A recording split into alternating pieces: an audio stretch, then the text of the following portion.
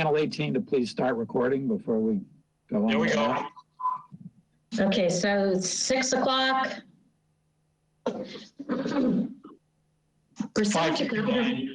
This conference will now be recorded. There we go. Okay, we're live. All right. Pursuant to Governor Baker's March 12, 2020, order suspending certain provisions of the Open Meeting Law, GLC 30A, Section 18, and the Governor's March 15, 2020 order imposing strict limitation on the number of people that may gather in one place, this meeting of the Town of Harwich Community Preservation Committee on Thursday, January 14, 2021 at 6 p.m. will be conducted via remote participation to the greatest extent possible.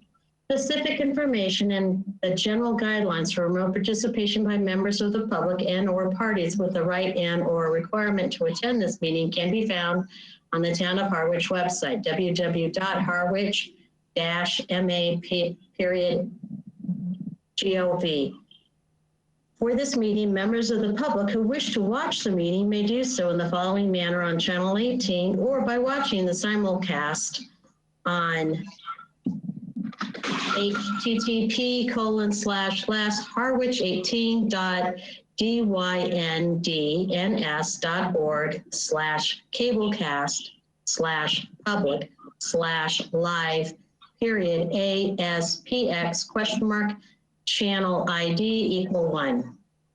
No in-person attendance of members of the public will be permitted, but every effort will be made to ensure that the public can adequately access the proceedings in real time via means. In the event that we are unable to do so, despite our best efforts, we will post on the Town of Harwich's website an audio or video recording, transcript, or other comprehensive recording of the proceedings as soon as possible after the meeting.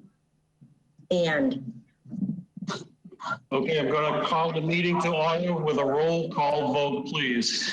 Anybody that's non-speaking, please mute your microphones. Roll call vote. We'll start with John. John Ketchum, present. Robert. Bob Doan, present. Joe. Bill McFarland, aye. Elizabeth. Elizabeth Harder, aye. Donna. Donna Kalanick, present. I just want you to know I have a work meeting at 6:30, so if I leave abruptly, that's why. Not a problem. Kathy Green. Catherine Green, aye. Okay, moving on. Hi, David. Oh, geez, Mary, where are you? Oh, you're down there. I'm here. Go ahead, Mary. Mary Maslowski, present. Okay, we have a full quorum then. Public comments. Recognize Eric. Thank you. I appreciate it. Let me talk for a second in this Hollywood Squares format. I just want to give a quick update on the White House Field lighting project. So as you all know, we've been working through some new procurement methods and regulations in town. There's been, as you also know, there's been some growing pains, delays, things like that. I think in the long run, we're going to be better for it. But in the meantime, for the White House Field project, a group of us have been working pretty hard, including the town administrator, the town engineer, and my rec commission chairman, as well as others, to kind of really look hard at the number for White House Field. We've also been working quite a bit with the Harwich Mariners, and we're reasonably certain there's a strong likelihood that we're going to be pulling that article for the 100,000 for the White House Field lighting. I can't commit to a definite tonight until it gets run by the Rec and Youth Commission. But like I said, we've worked hard to kind of trim that number and figure out funding sources to kind of relieve the strain on CPC if we could. But in the meantime, like I said, there's a very strong likelihood that we will be pulling that article. And that's all I have to say. David, may I ask a question? You're muted, Dave. You're muted. Dave Nixon, you're muted. David, you're muted. Normally, I wouldn't allow deliberations at this point because we've already been given information from the applicants. But because the social media forum that we're on now, I'm going to allow any questions in this public comment period to be asked. Bob, you got the floor. Yes, Eric. You say you might pull it, but does that mean the scoreboard part would be pulled too? Or would that now break out as a separate ask? What that would mean, if we were to pull it, we would have enough money. It would mean that we have enough money without the additional money to get the scoreboard, the safety netting, and the lights done. Perfect. Thank you. Yep. Any other questions from the board for Eric? Hearing David, I none. have one. Oh, yeah, Go Mary. ahead, Mary. Hi, Eric. If this does get pulled, what is your priority for your other applications? The other applications go in order of Brooks Park lighting, Sand Pond, and then Senior Memorial Field fencing. Thanks, Eric. Yep, you got it. Any other questions for Eric? Eric, thank you very much for coming. Thank you. Thanks. Now, on the open comment, is there any other person out there that would like to speak? I just have one quick question to clarify, David. You could probably answer this. When he said senior memorial, I assume he meant the Veterans Memorial Circle? Is that? Yes. Is that No, his? no, It's not his. Okay. not his. That belongs to Robin Kelly.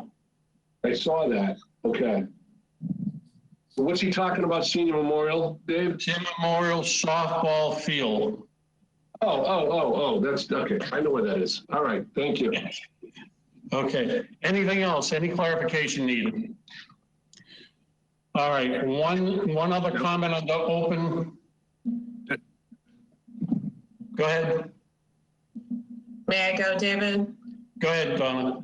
I just wanted to say there were a number of emails that came in today, and I unfortunately was at work until about 2 minutes ago, so I was not able to read all of the email, the backups, everything that came in today. So just letting you know. Okay, thank you. Donna, again, it's the board's choice to ask questions. If there's something that you come up with it may be in writing, but it's just something that stimulates you to ask a question, ask.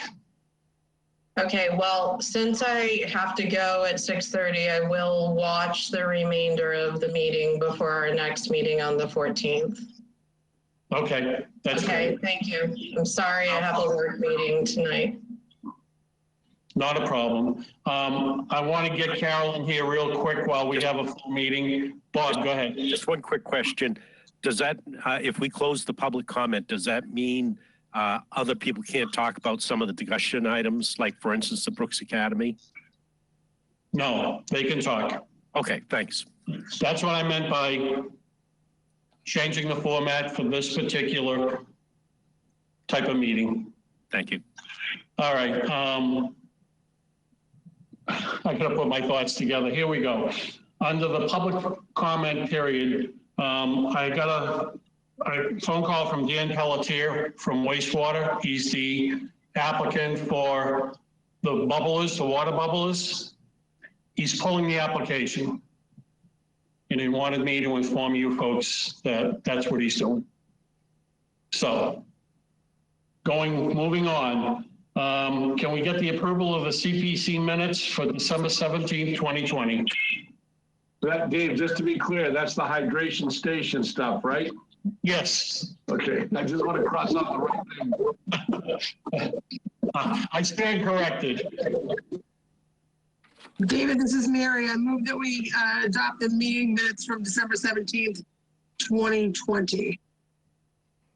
I have a motion. Do I have a second? I second. Is there any discussion? All those in favor in a roll call vote. We'll start with Mary. Aye.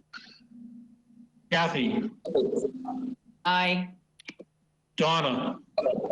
I'm going to abstain because there was a new set that was sent and I just simply wasn't able to read them today. Not a problem. Robert. Aye. Joe. Joe, aye. Elizabeth. I'll abstain since I wasn't a member that night. John.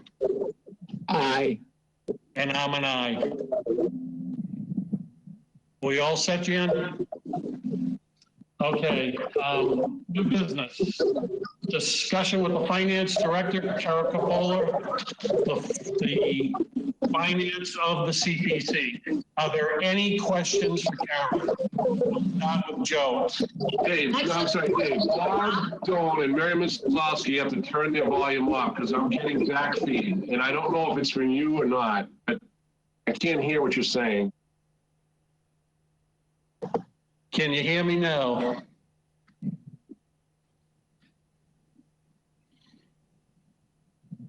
Okay. So are there any questions from the board for the finance director? Mary. David, could we, through you to Carol, can we just have her give us the totals that we're able to expend this year? I'm looking at the last one that I received that shows estimate for FY22, 3% surcharge revenue that has $1,120,000.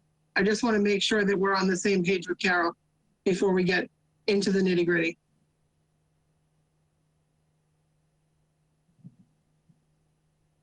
David, you're muted. Carol, you have the floor.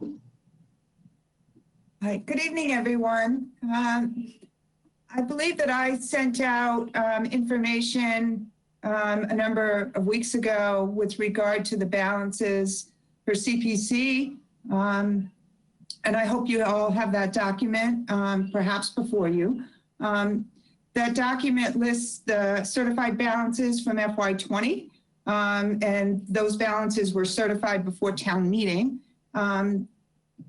In addition to that, it also includes estimated revenue and an estimated 3% surcharge for FY22.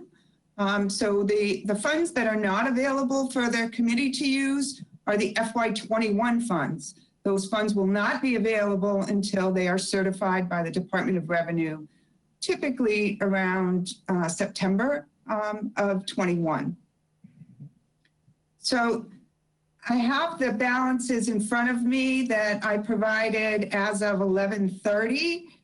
I did not update those for 12/31 numbers, which I can do and send that to you, but I believe that this is the document that you're probably working off of. Is that correct? Yes, okay.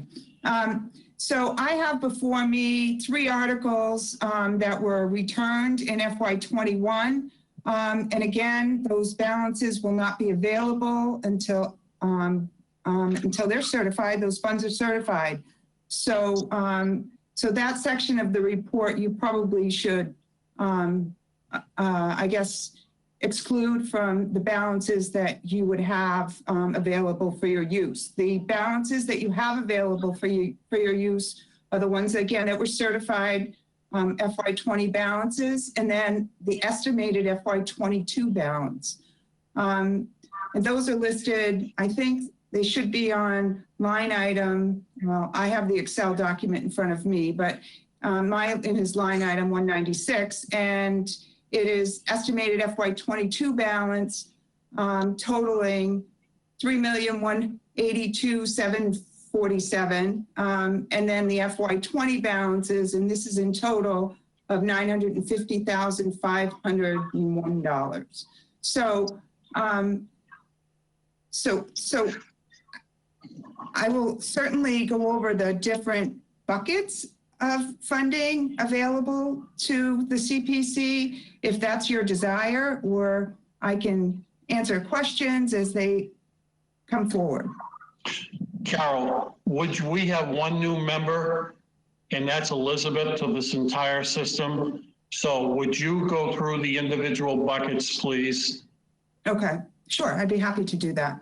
I estimated the FY22 3% surcharge based on historical information. Those individual funding sources are the undesignated fund balance, which based on my estimation, it is, sorry, based on my estimation, there's undesignated for the surcharge revenue is $1,120,000. For the open space, that dollar value is estimated at $160,000, and the same for historic preservation and community housing for a total of $1.6 million for the 3% surcharge. For the estimated state revenue, I was very conservative on this figure.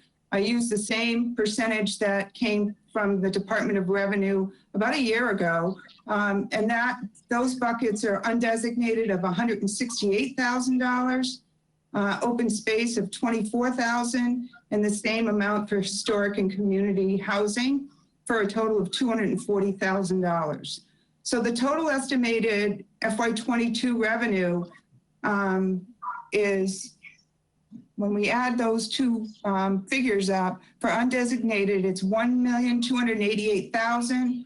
For open space, historic preservation, and community housing, those are all the same numbers, each at $184,000, for a total of $1,840,000. And that's from FY22 estimated revenue. The balance is carried forward from FY20 that are available for the committee to use. The undesignated is $51,692.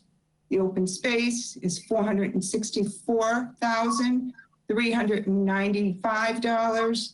The historic preservation is $485,735. And community housing was relying upon current year revenue to support that balance. So right at the end of June, it was a negative $51,321. So the total carried forward that the committee can use is $950,501. And I rounded those.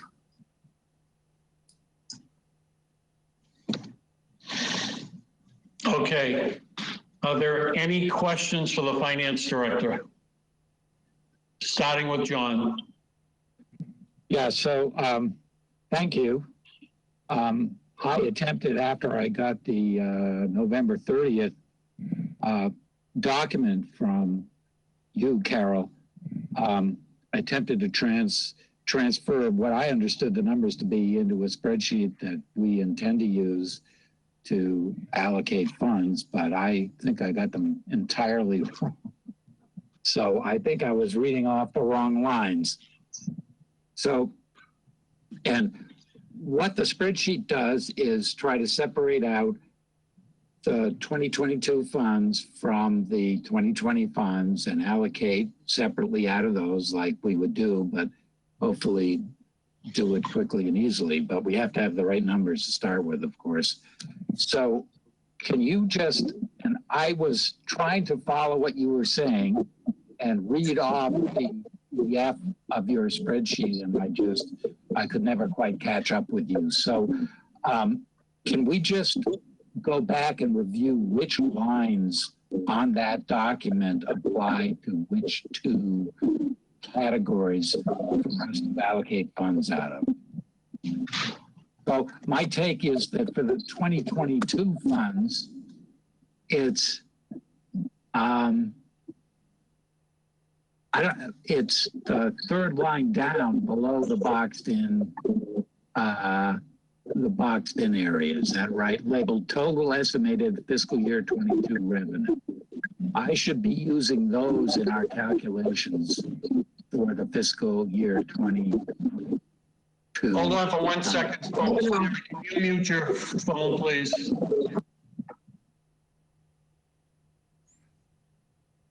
Do I need to say that again?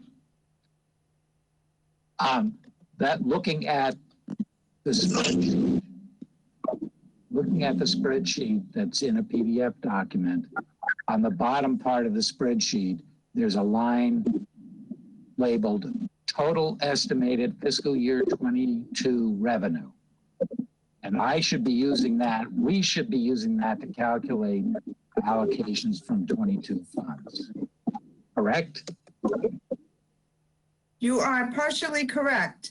You should be using that line item, where it says, just as you pointed out, total estimated FY22 revenue. And the grand total there is $1,840,000. Right. In addition to that, you have available to you to use the FY20 balances, which are both listed should be on the top of your report, and then on another line item, 3 lines down from that total estimated FY22 revenue, where it says FY20 balance included in above. Okay, so that is separate funds from the total estimated FY22 revenue. All right, So okay, I had the wrong numbers in here, so that's fine. I understand now. That's clear. Thank you. You're welcome. Okay, And John. I did separate out, where I did a summation of the 2 items for you, and that should be the last bolded line on your report that says estimated 22 balance without FY21. And that's a summation of the total estimated FY22 revenue and the FY20 balances that were certified. Yep. Okay. That's clear to me now. Thank you. Robin. Oh, no, sorry. Joe. I'm all set now. I do have one thing. The numbers is the first time I've interacted with Carol. She's very conservative. She said that several times. So are we eventually going to get any hard number, or is it always going to be a rolling guesstimate?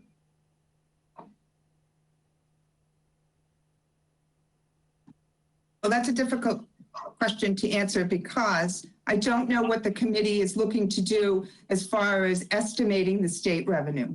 Carol, can I step in here for a second, please?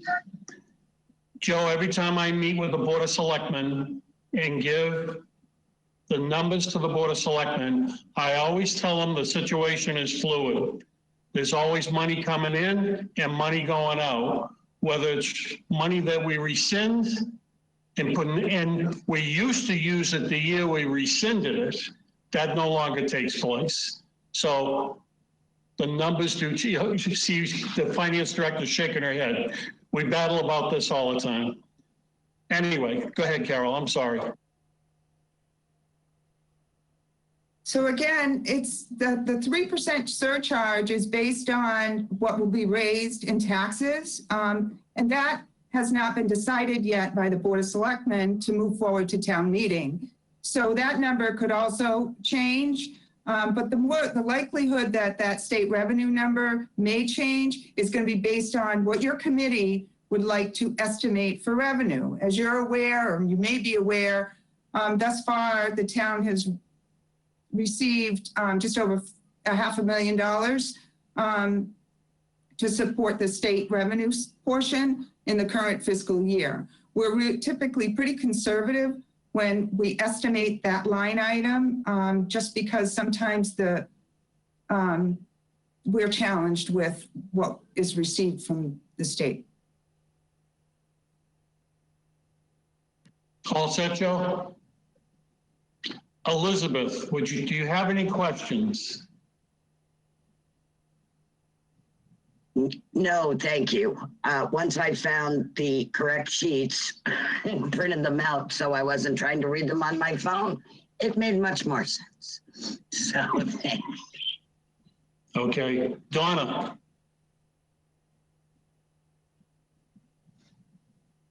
Thanks, Carol. I believe you should always estimate revenues conservatively. And I just want to clarify, and this is really for the public, the committee. So for the applications that we have available 2,790,501 to spend. That's the amount that we have available. And from that, you have already subtracted 233,050 for payment of the land bank debt. Correct? Okay. All right, great. Thank you very much, Carol. Thank you, Donna. Kathy? I'm all set. Mary? Thanks, David. I just want to follow up on Donna's point. So Carol, is the 233,050 is what's allowed for, you've already taken that out. So that's what we would need for a motion to cover our land bank debt for this upcoming fiscal year? Yes, that's correct. And that's already subtracted from the 1 million, from the 1,339,692 that's in the total for the undesignated fund balance.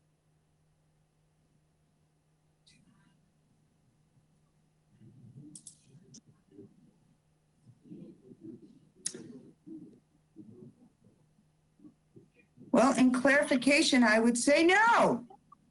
That's why I wanted to follow up. Thank you.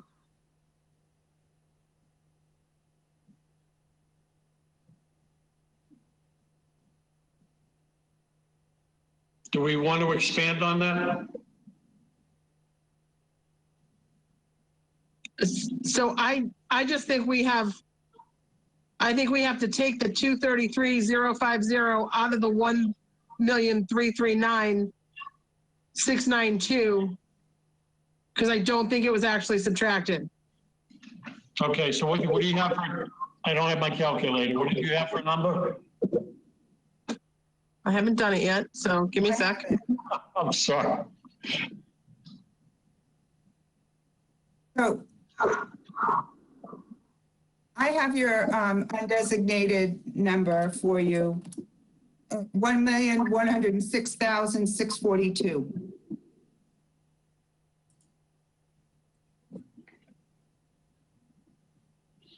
Okay.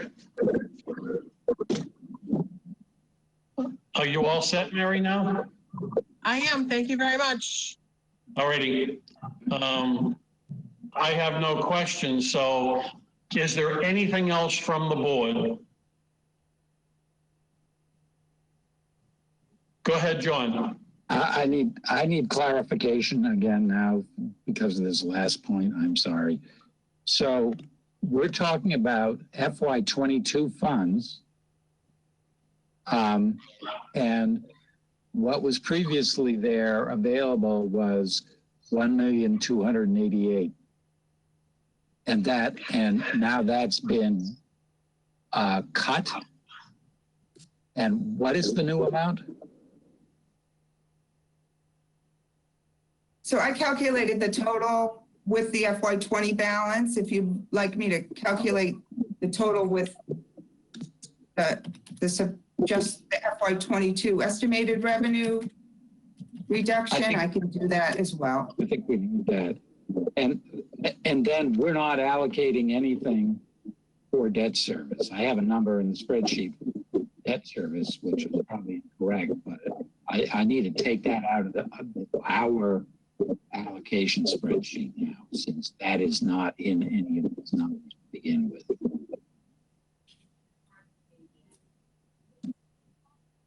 I.e., you've already taken the amount for the debt service out of the numbers that you're giving us, except for this final one that we're revising now.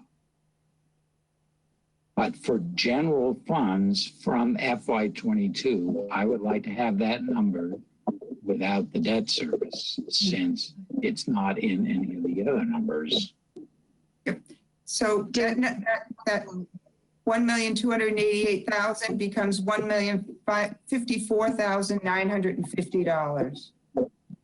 1 million, wait a minute, let me just get that. 1,054,950. $1,054,950. Correct, sir. Okay. Got that. Thank you.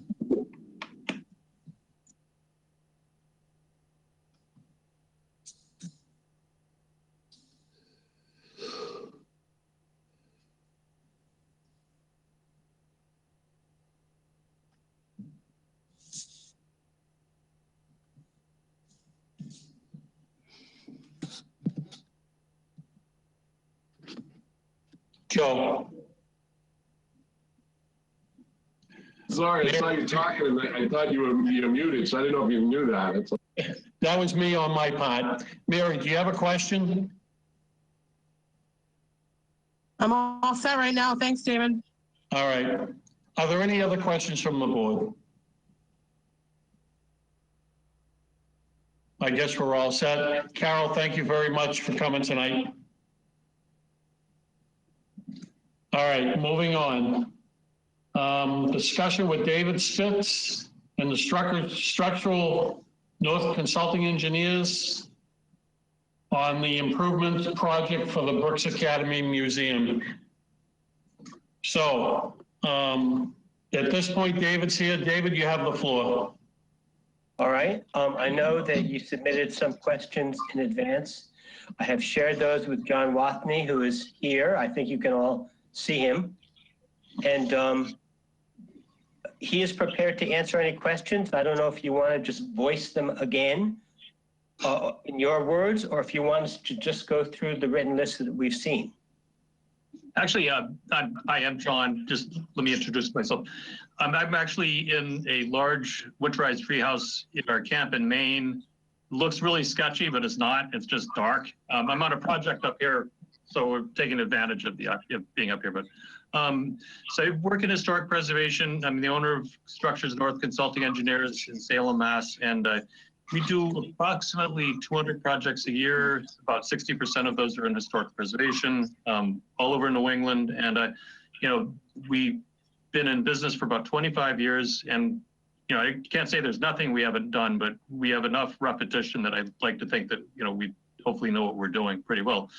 And so the issues at Brooks Academy are similar to other issues we've seen before. And so it's not a question of just looking at what's going on, but it's actually, you know, coming up with a solution. So please go ahead and, you know, I'd like this to be as interactive as possible, because if I just go on and on, you'll start falling asleep. So I have seen the questions, but, you know, please go ahead and you know, speak away. So. Okay, we're going to start with John Ketchum. I'm going to defer at this point. Thank you. Okay, Robert. Well, why don't we just go over the submitted questions so we catch them all? Just start from the list, go through the list. Okay, Jan, do you have that list in front of you? I've actually got it. I'm bringing it up on my screen. Just one second. Let's see.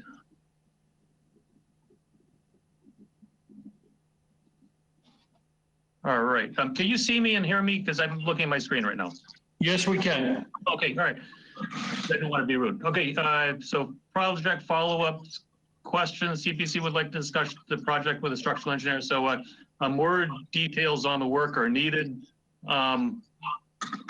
Generally, the details would be done during, you know, if we do get authorized to proceed, we would have full contract drawings with foundation details, needling details, means and methods, instructions.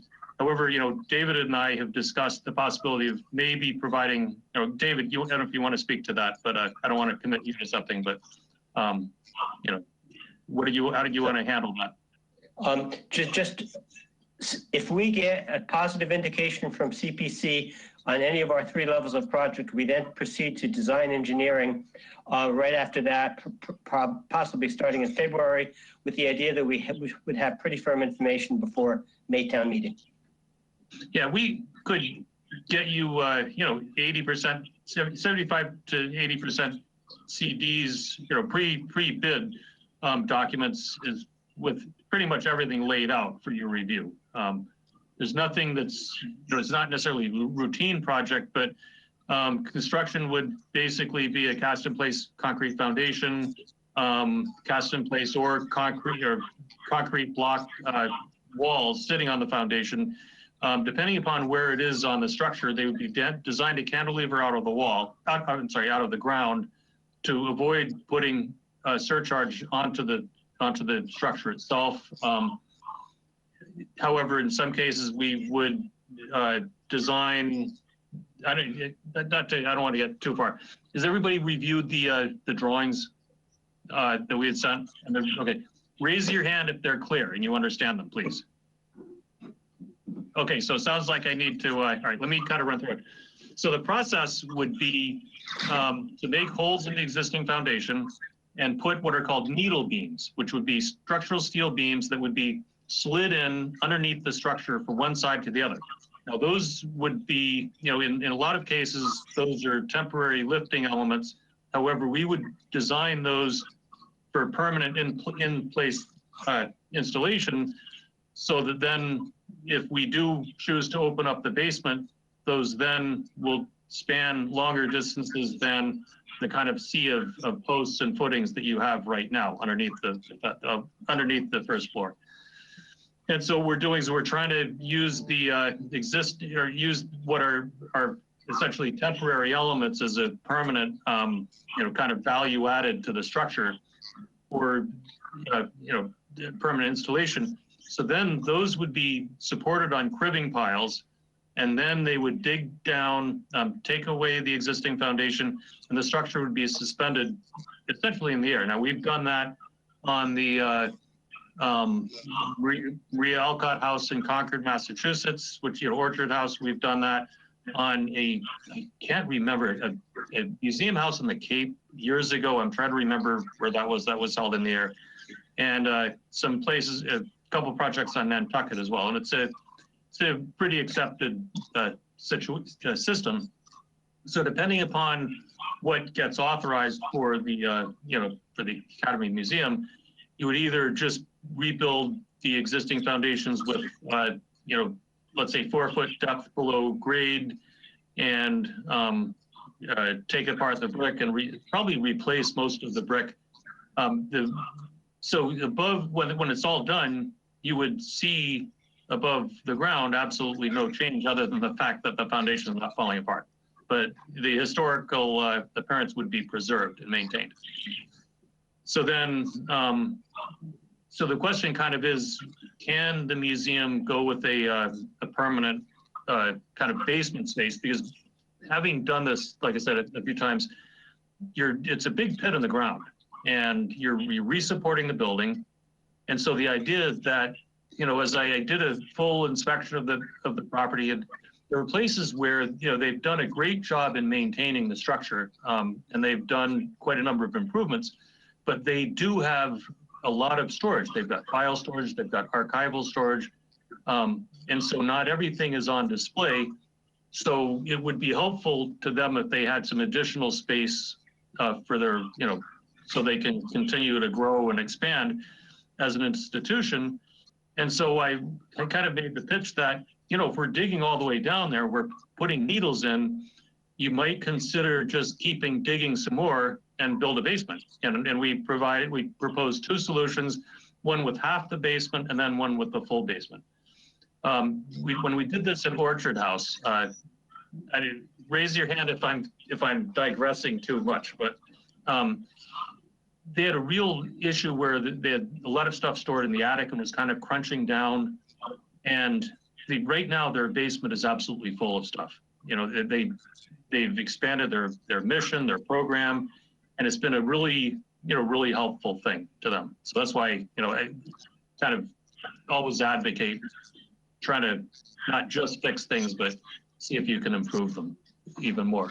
Any questions on that? Okay, let me go to the next. Can I catch you for a moment? Of course, yeah. I've been down there, I've been in that basement, and I'm a rather large individual. Yeah. If you, I we put a, should have said, yeah, I take your word for it, but yeah. if we put a 4-foot foundation in there, I'm not sure I could walk in there and do any substance work, moving things around, because you'll be completely bent over. And they want to put a lift system in that area. I would find it very difficult to work in that environment. Now, when you're suggesting or recommending an 8-foot a full foundation, let me ask this question. Will the brick on the outside be re-bricked to that foundation to make it as original looking as possible? Oh, exactly. That's why we would design something that's kind of, as much as possible, cantilevering out of the ground, so that then it goes from, below ground where you don't see it. You'd have a modern, waterproof concrete foundation, but then above grade, you'd have brick that looks exactly, we'd match the mortar colors, match the color of the brick and the bond and everything. So it would, look original. And we might even, I don't know if it's necessarily appropriate here, but we actually worked on we had to rebuild a wall on the site of the Paul Revere house. And the wall had been built in the really 1700s by somebody who was a terrible mason, but it was historic. So I actually told the contractor, get the youngest, worst guy on your crew and have him build this wall, and they did. It looks really appropriate. And I'm not saying that's what we would do here, but we would make sure that you're matching the, we don't want a brand new looking, brick wall. We want something that's, maybe a little bit rough looking. And so we want somebody who's got an aesthetic eye. So again, I'm going to comment with a little levity. I don't know whose side you're on, but I get it. Yeah. Well, I'm hired by the museum, so, so then. Okay, let me, again, Bob, do you have it? Does he cover the questions? Yeah, does that finish up the structural questions, Dave? Actually, there are a couple more. Let me just continue then. Okay, hold on a second. Okay, can the project be broken into multiple phases? It would be difficult to break it up into multiple phases. I think if you kind of want to do all the structural work, I guess you could. Okay, so it's kind of the idea of 3 projects or 3 potential, permutations. I think you want to get in there, get the work done, get out. One of the issues with the building is that you've got different periods of construction, different bearing conditions, and it's kind of contorted the building. So I think you'd want to really attack the whole thing all at once to give it a good uniform foundation, support. And I think you could defer, let's say you do a basement build out, I think you could defer things such as the slab. But, I wouldn't see really an advantage to it, and certainly not a cost advantage either, because it's kind of an all or nothing thing. So, and any comments on that? All right, next question is, what's the reason for the foundation's bulge?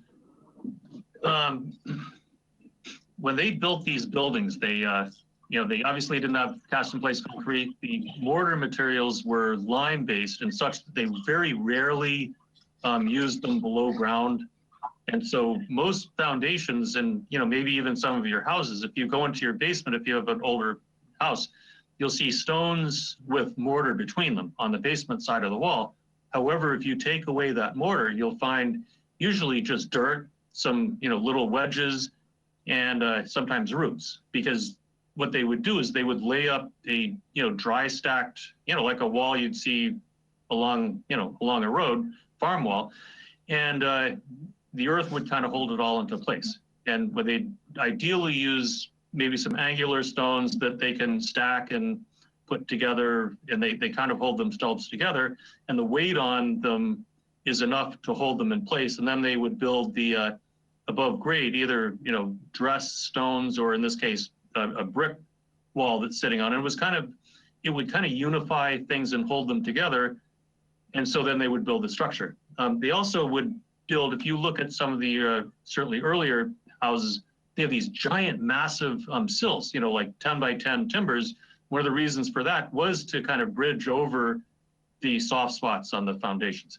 So what we did here was, being on the Cape, you've got I don't think you probably, or I've not run into real angular stone. Usually it's, rounded stones. So being a little bit suspicious of the conditions that I saw, sorry, it's kind of chilly out here. So we dug down, we looked at them, they're actually rounded beach stones. So you've got essentially ball bearings, dry laid ball bearings holding up the brick. And, hit them with a hammer a couple times and they kind of wiggled. And then if you sight down the length of the wall, you can see kind of an undulation, which is from the ball bearings, if you will, kind of moving around. And then when they had done some of the renovations, I think in the early 20th century or 20s or 30s, I forget when, the modern edition, there's some hard spots. And so that has caused, settlement to occur. And then you've got cracking in the brick, which wasn't necessarily catastrophic in the beginning, but then as the structure ages, water gets in, the cracks let water, the water goes into the cracks, you get freezing and thawing. And, all you have to do is go out there and you can see what the end result is. So, so that's really what has caused this. And so unfortunately, it's not a question of continuing to do repointing or just replacing some new bricks. It's really just, the problem is all the way down at the bottom. So you've got to do some pretty major intervention with it. Let's see, next, any comments or questions? And let's see, next one is, okay, the columns at the front of the structure, that's something that you could put off. That was thrown in there because we did see it. We wanted to include it in the scope. It's a different contractor than somebody who would do the foundation in brickwork. So, you really could, it's that's not really heavy lifting. It's a question of supporting the wood columns and putting in a better base.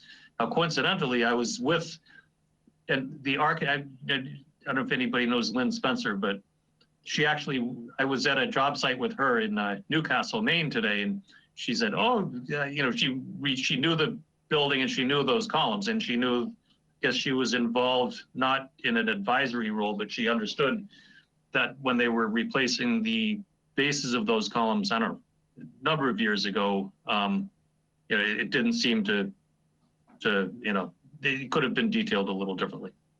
So, but it was kind of an unusual, surprisingly coincidence.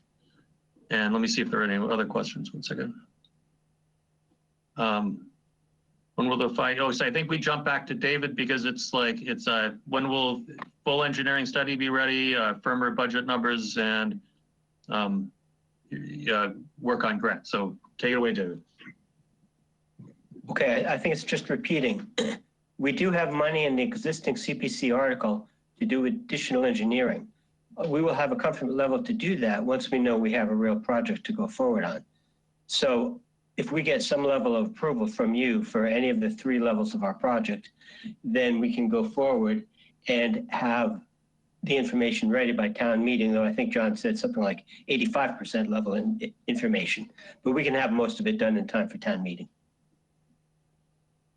But if I could just editorialize, I do work on a lot of museums, and I'm not just, when I came out of crawling around the basement for a lot of the day, I was really interested to see the community involvement. So I am making a pitch right here, and I apologize, but it seemed to be an exceptional level of community involvement because the parking lot was full. They were having, I don't know, kind of a yard sale or something, and I was kind of impressed because usually these are very quiet, sleepy places, and even the director often, has cobwebs growing on them, and I think this is an exceptionally, I think it would be, not to overstep my role, but based upon a lot of museums and institutions I've seen, it seems to be pretty vital, and would be a good investment, I think.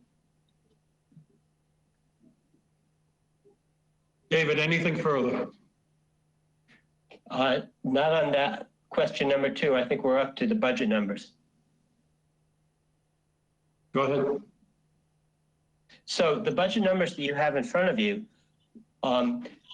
John knew that we wanted more than a cost estimate out of multipliers in a book. So he worked with a contractor who was able to come to the site and do a very rough cost estimate. Actually, a contractor as well, because once you cross the bridges, everything's different, as you know. That's why you live there. So, but yeah, somebody from the Cape too. So we have good numbers for you at this point. We will have much better numbers by town meeting, presuming that we do the final engineering by that point. As far as the contingencies, those are the town engineers, the 25%. And the 20% for architectural and engineering design, the 25% for construction.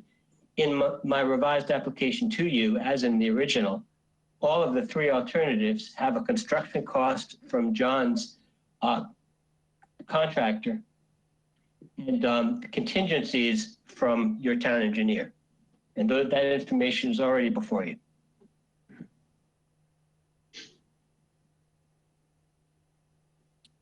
I'm going to open this up to the board now for any other questions. I'm going to start with John Ketchum.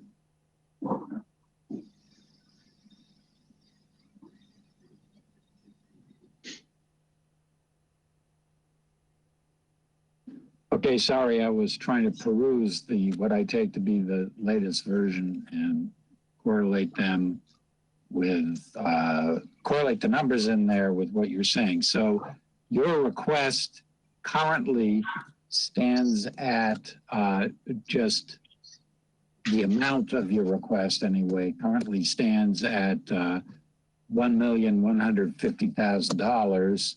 You're showing a total cost of more than that. I'm just going back to find that number again.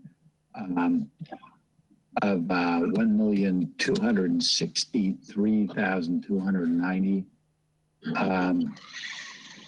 And that's your current best cost estimate. And can you explain the difference, but how you're making up the difference between your request and that amount?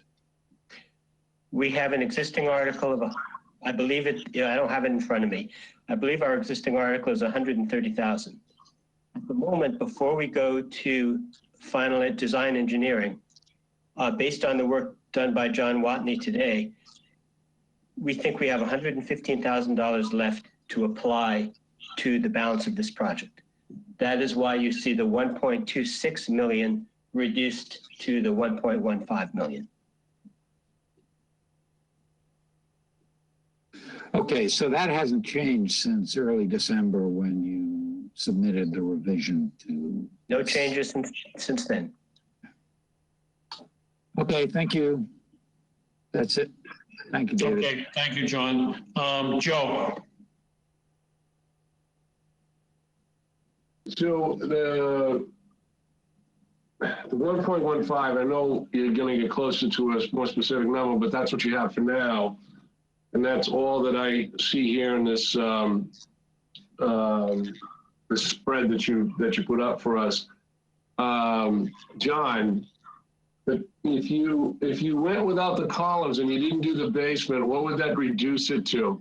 Oh, before I even ask that question, the 1.15, 150 you're asking for, Dave, is for everything, obviously, and it's in listening to John, not a lot of this can be done in pieces. A large portion of this, which is a large portion of the cost, has to be all done at one time. So that's why you're asking for all this money at once. Am I correct? Yeah, but this is only a piece of what we're going to be asking you for over the next few years. What I'm trying to say is this project is the foundation repairs and the excavation of the additional basement area. That's all that this project is. You will see in one of John Watney's reports, he has done an assessment of all conditions throughout the building, including the columns. Those columns are not part of this request. Okay. They will be part of a request in the near future. Okay. The one direction I got from at least two of you, maybe all of you, I don't know, was to let you know what else we're dealing with. We are working with the town building facilities manager, Sean Libby, to develop that capital information because we need to finish the basement for the storage. That is not part of this project. We need to address all of the other interior items that John Watney indicated in his report to us. We need to install the elevator. And there are a few other things that I haven't thought of off the top of my head. So, and with your last stop, you know, I'm a newbie to this group. So are we the only place you can get money from? One of your other requests is, has there been, Feds? I'm sorry for interrupting. No. One of the other questions on the list is, has there been progress on the grants? The Cape Cod Commission identified 3 grants for me back in the early fall. One of those did not prove to be anything that was worth going after. The other 2 we are actively pursuing. The larger one is the Cultural Facilities Capital Fund. We are applying for $250,000. That application goes in tomorrow and is 97% written now. Only waiting to see if there's anything that comes out of this meeting that I'll be able to use. But in absence of that, I'll just finish up the grant application tomorrow. They have given out up to $250,000 within the last number of years. However, in the last 3 years, their maximum has been $200,000. I believe we have a very strong application, and I believe we have a good chance at getting that $200,000. The other grant that's available is the Historic Commission, the Massachusetts Historic, and John Watney is much more familiar with the details of that than I am. That application is due in March. It's a smaller amount. When I first looked at it a couple months ago, I thought I could apply for $100,000. It may be more in the $50,000 to $75,000 range, but I think our chances for that one are even higher because this type of work directly falls into their work. So those are the 2 main grants that we're pursuing at this time. Okay. So those are major revenue resources. Sorry. So we actually, Instructions North does a lot of NPPF or, Mass Historic funded projects. And generally they're 50 to 100. I think this would be a pretty good sell, especially that it's not just an expansion of the museum, but it's guts, blood and guts restoration of a real problem that's affecting the entire building. So for this project, John or Dave, this is my last question. The basement piece, if you didn't do it, not that you wouldn't do it, but if you didn't do it, what's the number that comes out of the total budget? The budget numbers are the contractor's estimate of $378,000 with the town engineer's contingencies brings it to $568,000. For the basement. If you'll allow me, just editorialize, I think that would be a lost opportunity if we chose that, if we made that choice. But that's for the basement, right? $500,000. That's about the basement.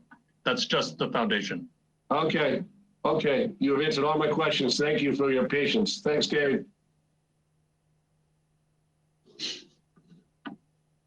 Okay, again, for the board, I'm not a general contractor, but some of this does fall in my bailiwick. This project, in total, to bring that building back to where it should be, is going to be between $2 and $3 million.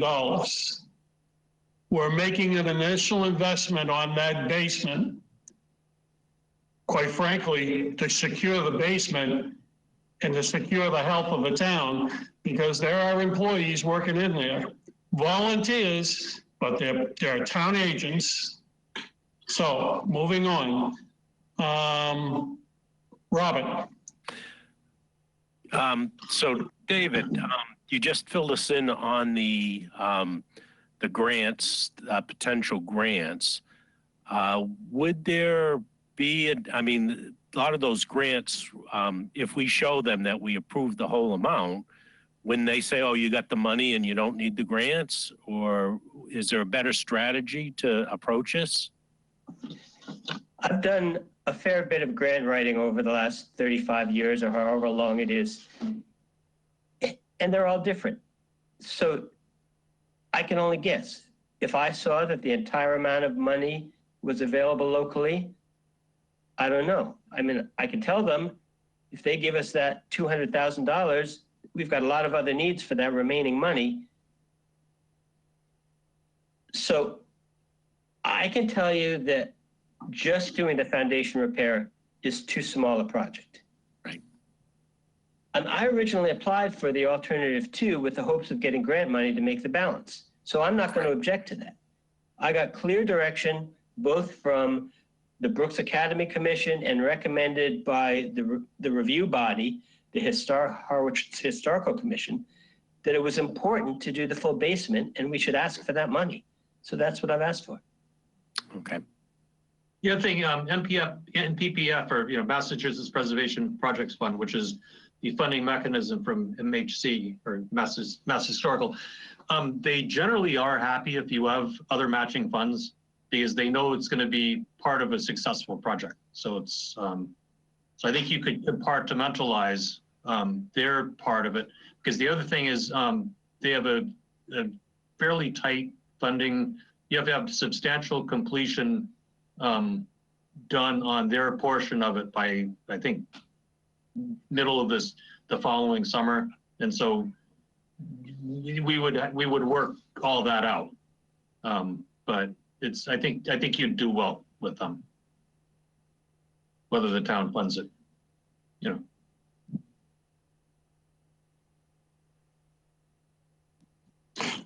Any other questions, Robert? No. Okay. Elizabeth, you're up. Thank you. One of my questions was answered. I mean, it appears that by going from 4 feet to 8 feet, we double the budget. Is that correct? That it would be 568,000 if we had the 4-foot foundation instead of the 1.15 if we had the 8-foot. Am I correct or wrong? If I may, the 568 will repair the existing foundation. We already have a basement in the newest portion of the building. If we just repair the basement, we will still have that section of basement. To repair the basement, we have to go to 4 feet in all of the areas that need to be fixed, which is mostly the older section. But then if we go from 4 feet to 8 feet and excavate the balance of the basement, it pushes up the cost to as much as the 1.2 million. Okay. And then it's not just the bigger foundation that costs the money. It's the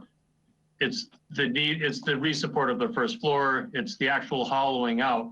What they would do is they would either build a ramp for a bobcat to drive down and pull all the dirt out, or they maybe do that with a combination. So we've done this. Maybe a conveyor system, but basically mining under the building. And the other thing is, during the work, you can keep it open. At Orchard House, we were literally digging down there, and we heard voices, tourists running above the floor. And so it could be done in such a way that it doesn't cripple the mission of the organization while it's being done. So, but there is a cost to that. And so that's Thank you. Elizabeth, are you all set? Okay, Kathy Green. Hi. Do you know what the approximate square footage is of the like 8-foot dugout area? What it would be? I don't have that handy. I'd have to figure that out. David, do you have that? I could probably look through my reports and find it in 5 minutes. But it's about a third, but it might be a little more or less. Okay. And from what I read and what I could understand in the engineering report, was most of the deterioration of the brick foundation due to age and time versus, say, water? They kind of go hand in hand. Water is always the enemy, and the old foundations are built in such a way that they absorb water and they evaporate it back out just by the nature of the materials. So in a well-maintained condition, that can go on indefinitely, and the museum has made a real effort to maintain it. However, Can you hold on for 1 second, please? Yeah. Can we mute everybody that's not speaking, please? John, go ahead. All right. What the kiss of death in this case for the brickwork was the fact that it is on an unstable support. And so because of, brick is, brick masonry is a brittle material. So if something shifts, it cracks. And so when the crack comes in, the water goes in and freezing and thawing. And what's interesting is that with the older mortars and, particularly even some of the newer ones, but water, once it gets saturated, the water will go into the pores of the mortar and freeze and thaw, and you actually get an expansion. So it crumbles it to a situation. It's almost like cornflakes. So that's kind of what's been happening. So that expansion is then further contorting. So it's not just that it gets weaker, it actually changes shape. And so it ratchets along the whole length of the wall. And so it's really, it's a combination of, it's water and the instability of the base and time, because it took a while to get to this point. All right, well, my understanding is that the gutter system is really kind of deplorable. And if that's not addressed, and we do a new foundation, it's just going to continue to contribute. We would use, I think if we're rebuilding, we would use materials, modern materials that look like old materials. So they'll be more durable than the original. And then the gutters themselves are low hanging fruit. That's an easy fix. That's short money. Okay. Thanks. Kathy's all set. Mary, you have the floor. Thanks, David. I just feel it would be remiss if we didn't point out that last year, for everyone's memory and for people that weren't involved last year, when we first gave money to Brooks Academy Museum for their job, and maybe it was 2 years ago, I'm trying to remember, we had required that they looked at the foundation first. And, I just want to remind everybody that this is a town building. It's not, Brooks Academy Museum, some crazy, third party that's out there looking for this money. I do know that this is a big application and a big ask. It's taxpayer dollars either way, whether it's CPC funds or whether it's a capital project. It is one of the two bookends of our historic district. We've spent a lot of money on Brooks Free Library, as we should have. It's a gem at the other end of the historic district. The work needed to be done. It took many years to get it all done, but now the outside at least looks fantastic. This building is only going to get progressively worse the more we delay and the more time it takes to do this. I want to commend David and John for giving us the presentation tonight, because, we did ask for a lot of information. I know it's a big ask, but I just have to say that if we don't use CPC funds, we as taxpayers are going to be using taxpayer dollars and perhaps on a debt exclusion at some point to get this work done. This is a big project. It's certainly not a one-year project. And, I don't see how we get around spending a good chunk of change on this building. It is certainly one of the gems that is left in town. We lost the Exchange building that was kitty corner to it. I would hate to see us lose this building because we continue to fail to act to get the work done and get the work done correctly. It seems to me that Mr. Watley is the right person to be looking at this job at this point. And, you know, 4-foot foundation, 8-foot foundation, to me, if you're going to do the work, make it a viable building that's going to give us the most bang for our buck now. But I'd be remiss if I didn't take this opportunity to say, you know, I hope we are all giving this as much consideration as possible.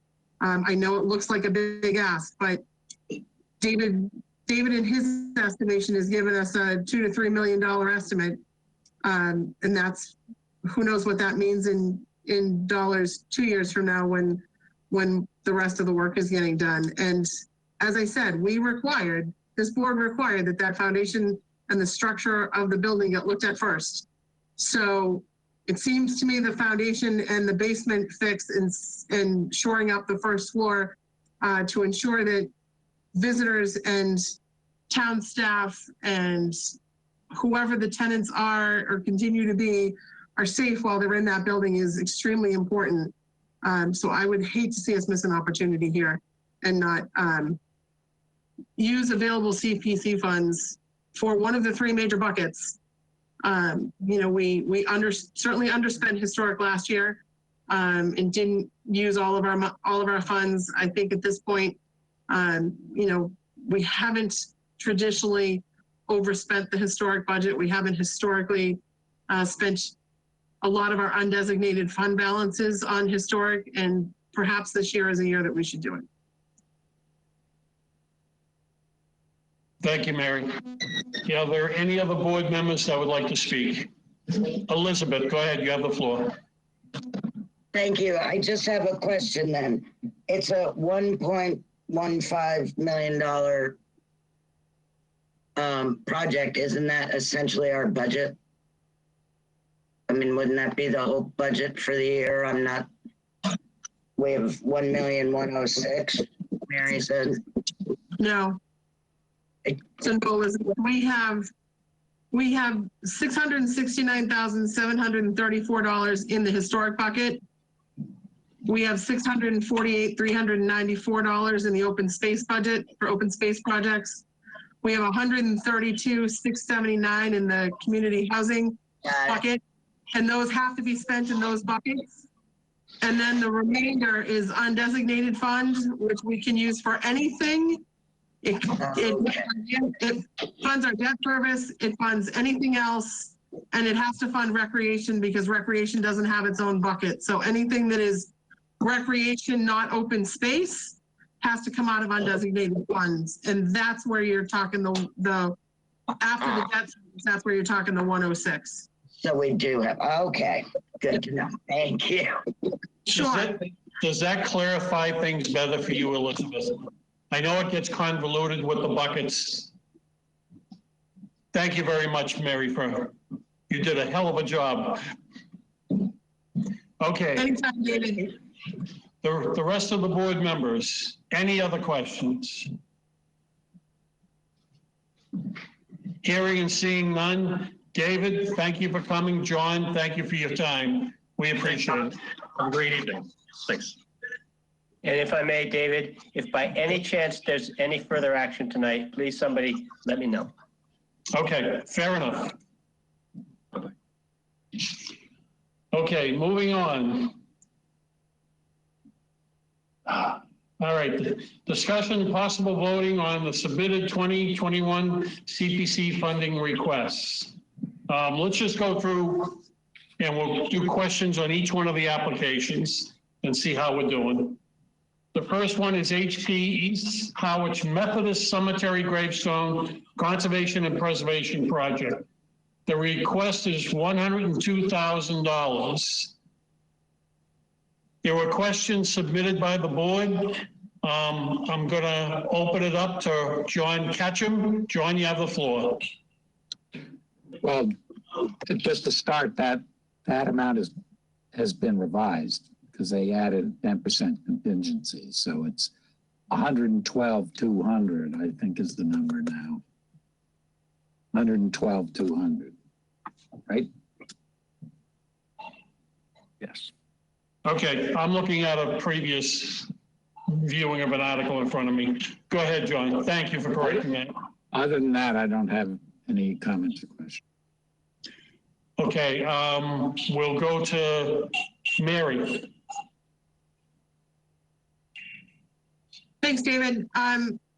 You know, I apologize if this came through in emails and I didn't see it. I have two works today, but didn't we have questions on the legal status of the ownership of the cemetery and the liability on the cemetery if we were doing work or didn't do or chose not to do work? Have we gotten any answers on that information? All right, I was just going by what I see on my screen. And I was going to take the gravestone conservation first. And you're right. Jan, do you have those questions? I don't have them accessible at this point.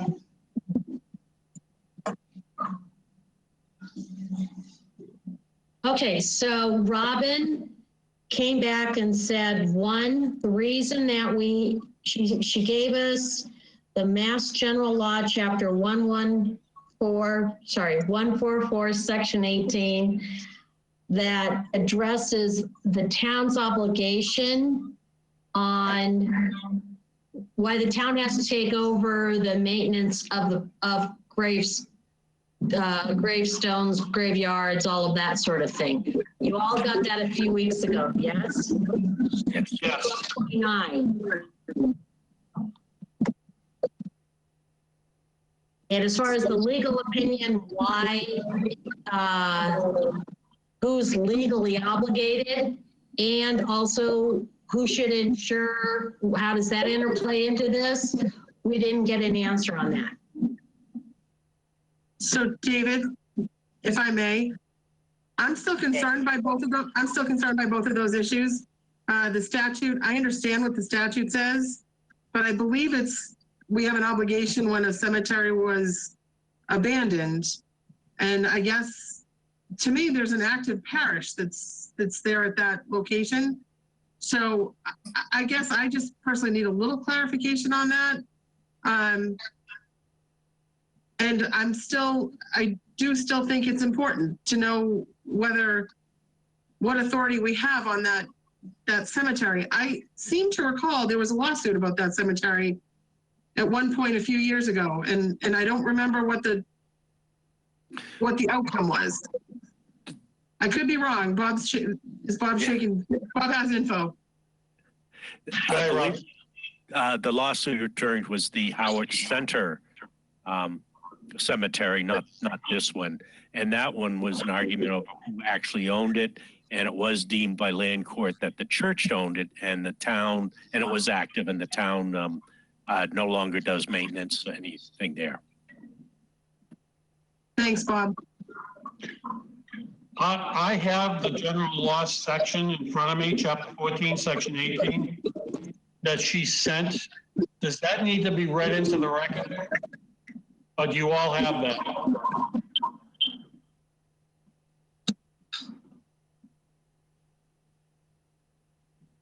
I'll take it you all have it, so.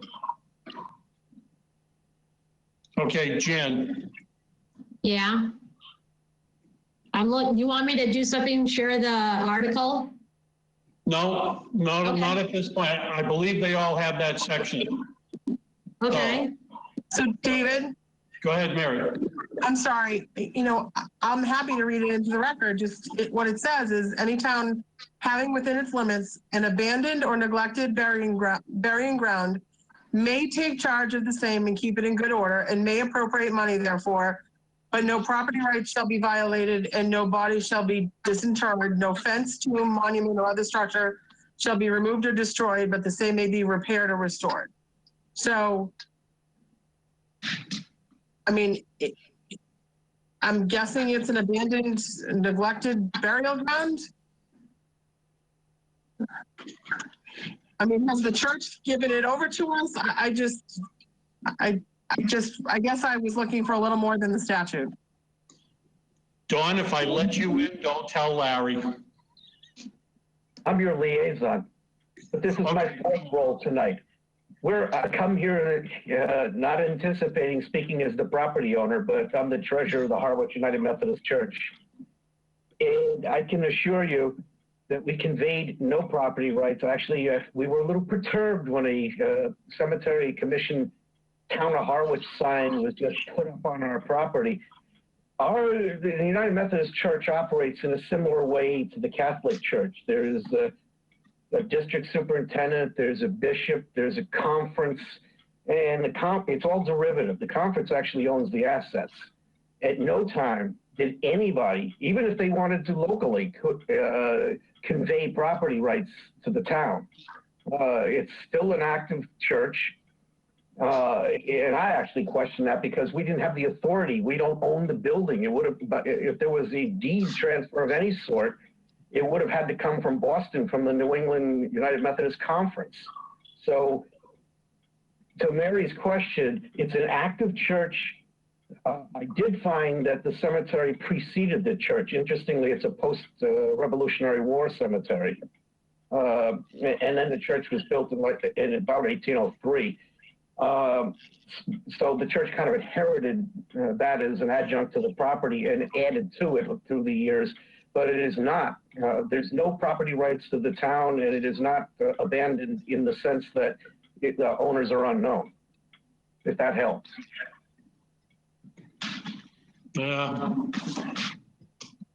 Again, I don't speak, attorneys speak, but it's a reasonable argument. Mary, anything else? I'm sorry, Kathy? Well, I just wanted to say that they don't use the term abandoned. They use the term inactive on the Cemetery Commission. It's on the inactive list of cemeteries, meaning that there's no longer any burials there. Can I add one thing, David? Go ahead, Don. All got caught up in that late 30s to early 70s movement where there were neglected, with big quotes around it, cemeteries that had, the town collected all of the perpetual funds. I've said this in other venues, I'll repeat it to you guys. Perpetual isn't as long as it used to be.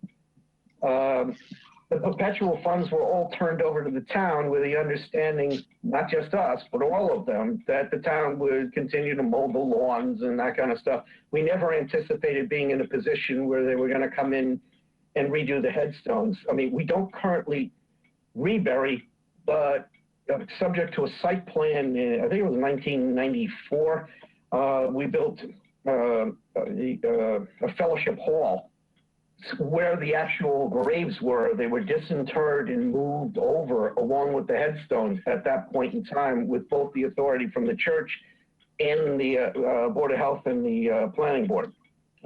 So even the condition of it is not the same as it was for the previous 180 years or so. So are some of the headstones starting to break? Yeah. Was it something that we came to her and asked her to do? No. Okay. Thank you, Don. Kathy, any other questions?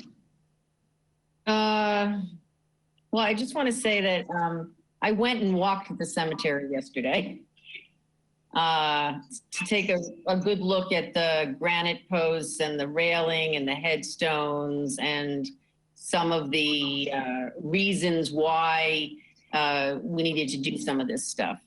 And I didn't find it to be a safety issue at all to walk around the cemetery. I will say that the fact that we say that we've provided care and maintenance for the last 40 years seems to be a little bit of a stretch, in that maybe it's been mowed, but part of the reason some of the stuff has been deteriorating is because there's been a lot of undergrowth and damage from falling limbs, etc., that have contributed to the demise of the rails and the granite posts. And I think if we're going to invest any money into the cemetery, we need to address sort of the maintenance issues first. I mean, the Cemetery Commission is asking us to sort of supply to about $250,000 of taxpayer money to, fix this cemetery. I mean, it's a lot of money. And a lot of the posts, the pink quarried posts that we had a discussion about like a month ago, some of those are deteriorating due to, pollution, lichen, et cetera, and there wasn't anything I could find in the two applications that addressed cleaning those granite posts. And that's like another whole maintenance issue. So there's also a combination of split rail fence and the granite posts and metal railing in this particular cemetery area. I think the split rail was put in maybe by the church to designate the parking area, but along one boundary of the cemetery, there's some railings and granite posts that are still in good condition that probably could be reused in some of the ones that border the street that are more, visible, and they could just put a split rail fence along that particular boundary. I mean, I think there's some other things to do rather than just sort of carte blanche. Let's just replace 26 granite posts and 48, granite rails. That's just my opinion after I visited the cemetery. Okay, I want to stop everybody right there. This is for Elizabeth. Kathy, will you explain the maintenance situation with CPC and funding? Do you want me to do it? Yeah. CPC cannot pay for the maintenance of any particular unit, no matter what the unit represents, unless there has been maintenance that has been previously performed on that unit, whatever that unit represents. So what Kathy is saying is, this is under a maintenance heading. The maintenance hasn't been done. So, and again, I'm interpreting what Kathy say. I could be wrong, but that's my interpretation. So, anybody else? Questions? John Ketchum. I'm giving John a headache. I know, this is really loud. Yes, you're giving me a headache, Dave. No, I'm scratching my forehead because I'm not sure what to make of this, and I'm not sure I'm going to get resolved on this one tonight. I had questions when we discussed this initially about the pink granite posts, as Kathy was saying, and there was a conversation at that point about the requirements of historical preservations for using like materials. And I'll be honest, I just did not quite digest that whole thing and understand what the priority is, why we couldn't just buy, why other granite materials even couldn't be used instead of the highly expensive ones. And now we're questioning the appropriateness of doing this at all. So I guess I'm feeling pretty unresolved about it. Okay. Don, I'm sorry, you wanted to add something too. Yes, Kathy had a very good question, and I have something to add to it. The split rail fences, unless you're going to count 23 years as historic, whereas the consequence of that site plan that I described to you, they do delineate the parking lot. They were not historic, they were added. The only thing that is historic is around the periphery, and Kathy walked that. That's exactly true. Again, the church, it wasn't the church's idea. If somebody wanted to reposition granite pillars that were in better shape into other places, that would be fine. But it was our understanding when we turned in the perpetual care funds that they were going to perform modest maintenance and mowing. And that's still where we're at. That's our only expectation. Okay, thank you. Robert.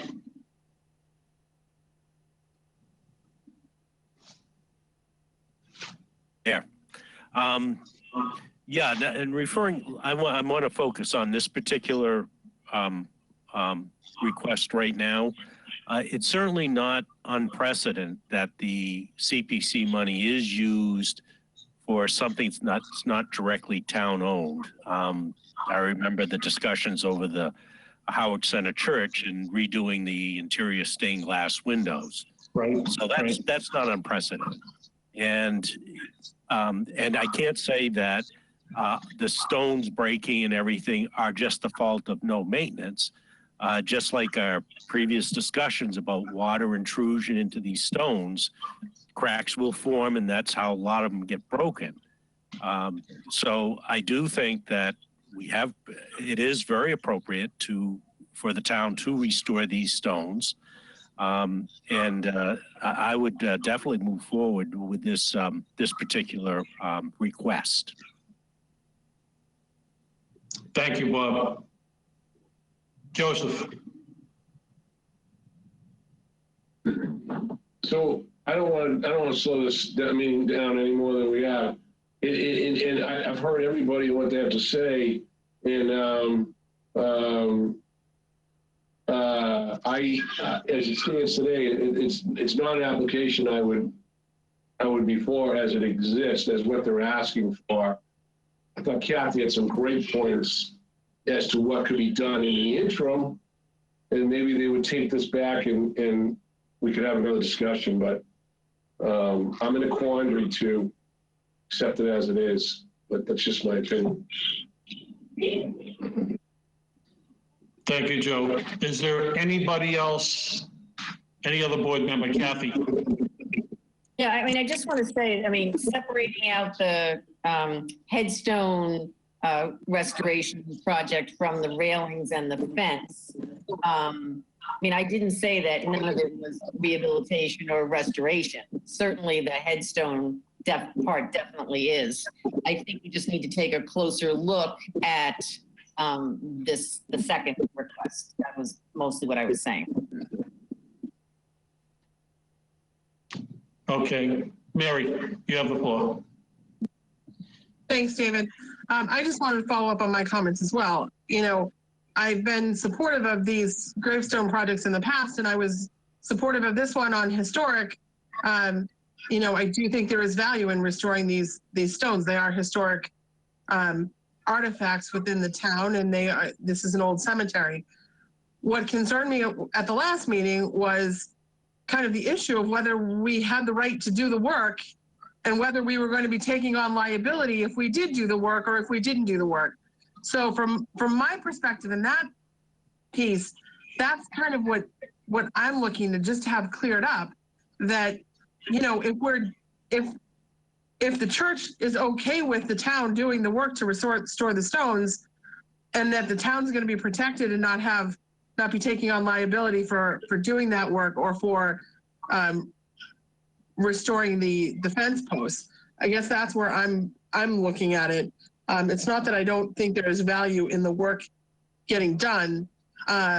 It's more, I just want to make sure that we're adequately protected. To me, it seems like you'd want a contract between the town and the church if the church is owning the property. You know, it's a little of a different situation than, say, the South Harwich Meeting House when that got done.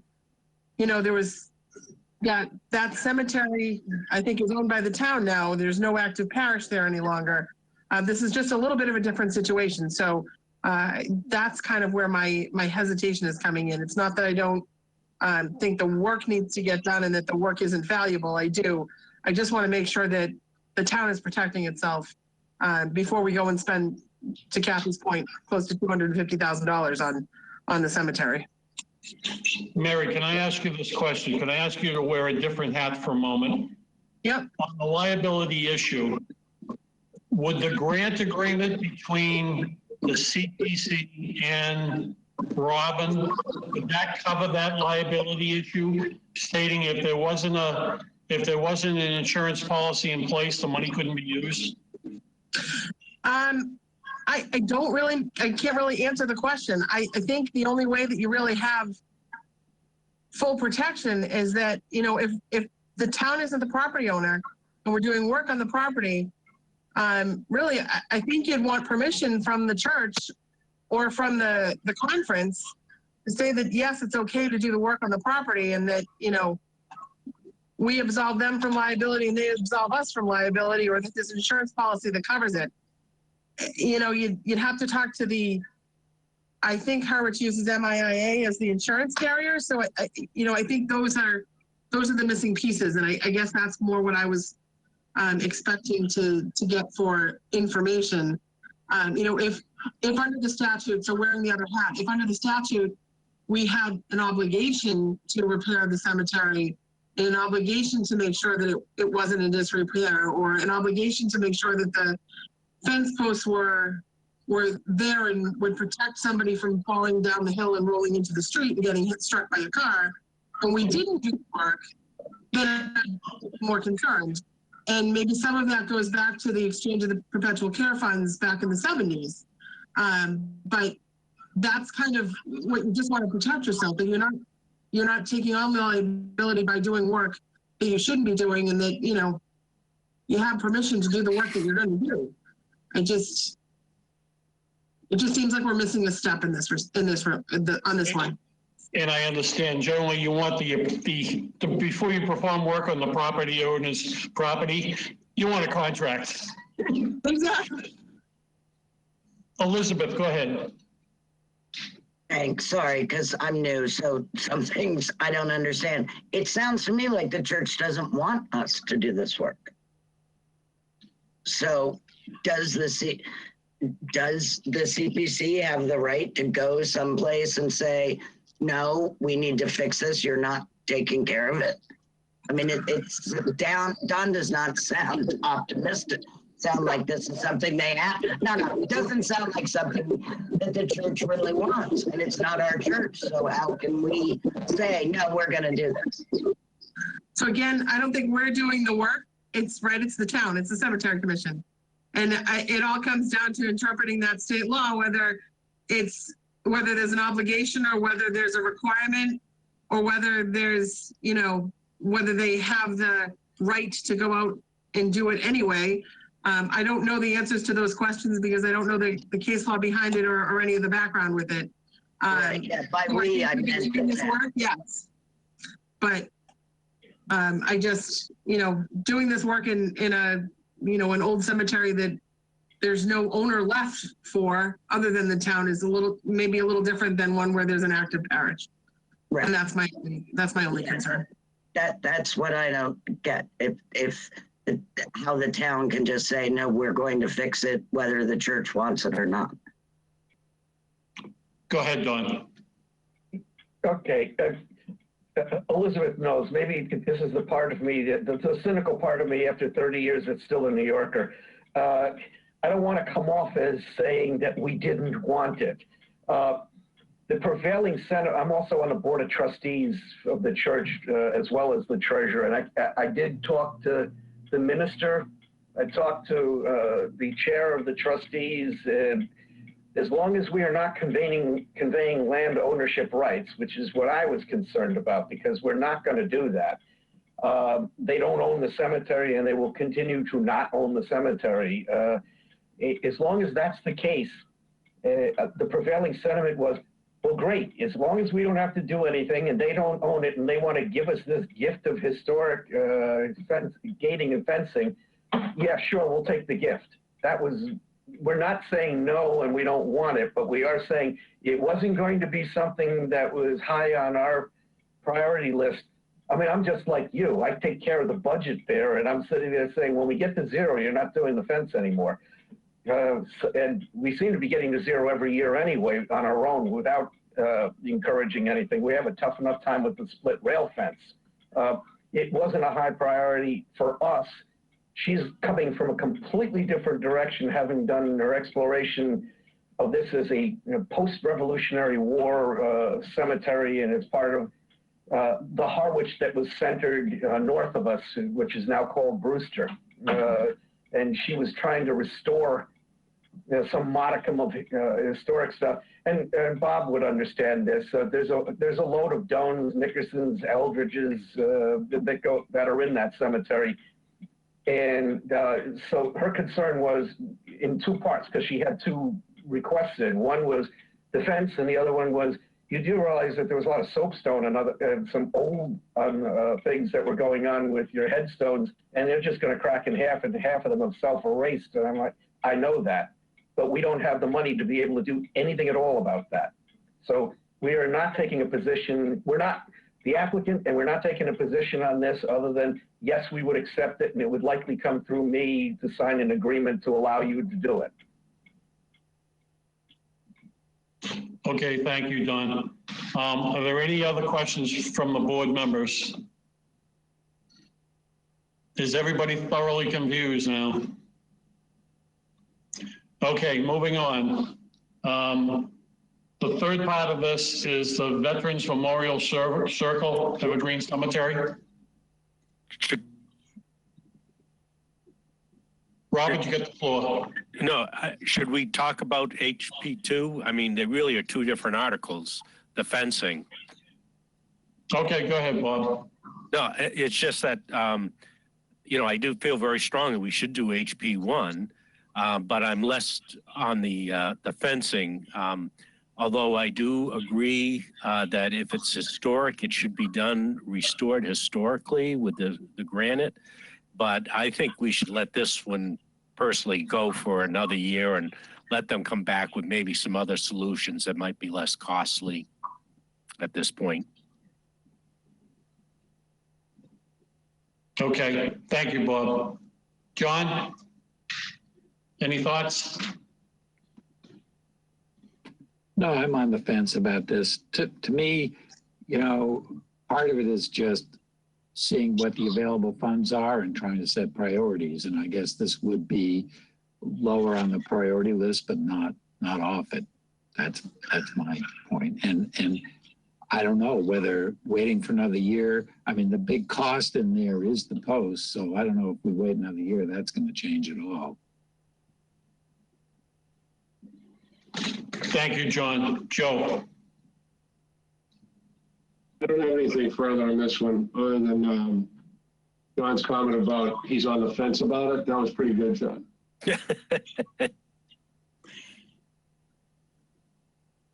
Elizabeth. It sounded to me like the fence is not as historic as we think it is. Isn't that what Don said, that they had dug up things and moved them 20 years ago with a new fence? So then it's not historic, right? No. Go ahead, Mary. So no, Elizabeth, that's what he said was the split rail fence is a new fence that was put in when they did a subdivision and built the new building, the Founders Hall at the property. But what we're talking about as far as the fences that were going to be replaced are the pink granite fences with galvanized steel posts. Got it. Okay, thanks. All set, Elizabeth? Kathy. Well, two things. One, Robin, when she gave us an update to some of the questions, did say that she is looking into replacement granite posts that are not as expensive. And she's going to get some estimates and whether that would be allowed. And second, she did say that of the 3 articles she submitted, the fence and railing was the number 3 priority for her. One That's being the gravestone restoration, 2 being the Veterans Memorial Park. Thank you, Kathy. Mary. I'm all set, David. Okay, are there any more questions on HB2? Hearing none, we're going to move to HB3, Veterans Memorial Circle at Evergreen Cemetery, flagpoles. Open the questions, discussions. Joe. Oh, I understand this one pretty clearly. I don't have any questions on this. Okay, thank you. John? Yeah, I don't really have any questions. I just want to verify the take that this is not a historic project. It would be a undesignated project, recreation more than historic. That's all. That's all I have. Thank you. Elizabeth? Thank you, Elizabeth. Kathy? Just a quick question. Do we have a current Veterans Affairs officer in town? Yeah, yes, we do. Go ahead. Joe, can you answer that? The answer is yes. It's Will Remillard. He's the current? Unless he retired in the very recent past, yes. Okay. Because in the presentation that they submitted, I thought it did say he was retired. Of which I was just wondering if we had a current person and if that current person had been asked to weigh in on this. I think it was retired fire chief. That's Will Remillard. He's a retired fire chief. It says here he's a veteran and a retired Veterans Service Officer for the District of Barnstable. So, I mean, if he wrote a letter of support, I don't know why it doesn't say that he's the veterans person in Harwich. I guess I didn't know if we had a specific person. Let me look. Jan, do you have an answer? Jan? Yeah, on the Veterans Home in Dennis. We're not talking about. Back and said the Harwich Veterans agent, when we asked would they provide a letter, he said yes. Shawnee is writing one. Yeah. Who's Shawnee? So I'll correct myself. I just went to the Harwich webpage, and Shawnee Carroll is listed as the retired U.S. Air Force. He is the service officer who apparently is now the veterans agent for the town of Harwich. So Will Remillard must have recently retired from his veterans agent position. Okay. Point being is that I would have liked to see a current, member of the town of Harwich, an employee of the town of Harwich, put in support or not for this particular project. Anyway, so that's it. Okay, Bob? Yeah, I'm in support of this project. I think we did go over it, and Remillard did make the recommendation. Until just very recently, he was the veterans liaison or whatever. Thank you. Okay, finally, Mary? I'm in support of the project. I seem to recall Robin saying that she had spoken to Will and that Will was in support of this. I'm not sure whether Shawnee is really a Harwich veterans agent or whether he's kind of a Barnstable County person at the resource agency. I'm just not sure. But either way, I guess I'm in favor of the project in general. But I would also just concur with what John pointed out, that it should come under undesignated funds and not historic preservation. Okay, are there any other questions from any of the board members about this particular project? Hearing and seeing none, we're going to move on. All right, on my sheet, I have HV4, Brooks Academy Structural. We've already discussed that. Does anybody else want to entertain any on that? Bob, go ahead. Yes, I think they would like some kind of indication that we are in support of this or not, and possibly the amount, because that is part of the application that goes in tomorrow. And the application, if there's additional support, like from the town and any other things, it's very important to help that move the application along. You get extra points for that. So I don't know if we're willing to do that. I leave that up to you, Dave. That's not something I'm going to broach, Bob. I'll entertain anything from the board and I'll have a roll call if we want to vote on it. So why don't we, John, go ahead. Yeah, I just think before we make a commitment like that, which it would be a commitment, it wouldn't be something we would be wanting to turn back on. We need to look at how the funds work. And if we want to get into that tonight, then maybe we can have that other discussion. But I wouldn't be comfortable, saying, yeah, we're supporting that money without making sure we understand what's available and what the priorities are. And I don't think we're there yet. Joe. I think we should table it, and we got a lot of information tonight, but we're not only beating a dead horse. We got a large agenda here, and this is going to take a lot of time. I think that what I'd love to see, I was going to ask Mary for this later, or Jan. Mary, to John's point, broke out all the numbers, and I believe those are 22 for this current fiscal year that we're looking at. But she broke them out by buckets, and I'd love to see that in an email from Jan if she has it, or Mary. All right. The other thing is we're still missing one of the board members. And when I put in voting on tonight's agenda, that I specifically said if we had small items, we could deal with it and get them out of the way if the board chooses. I'd rather have a full board, and I know it's a deadline that they're up against, but this is a lot of town dollars. So I'd rather have a full board here to exercise the vote. Is there any other discussion?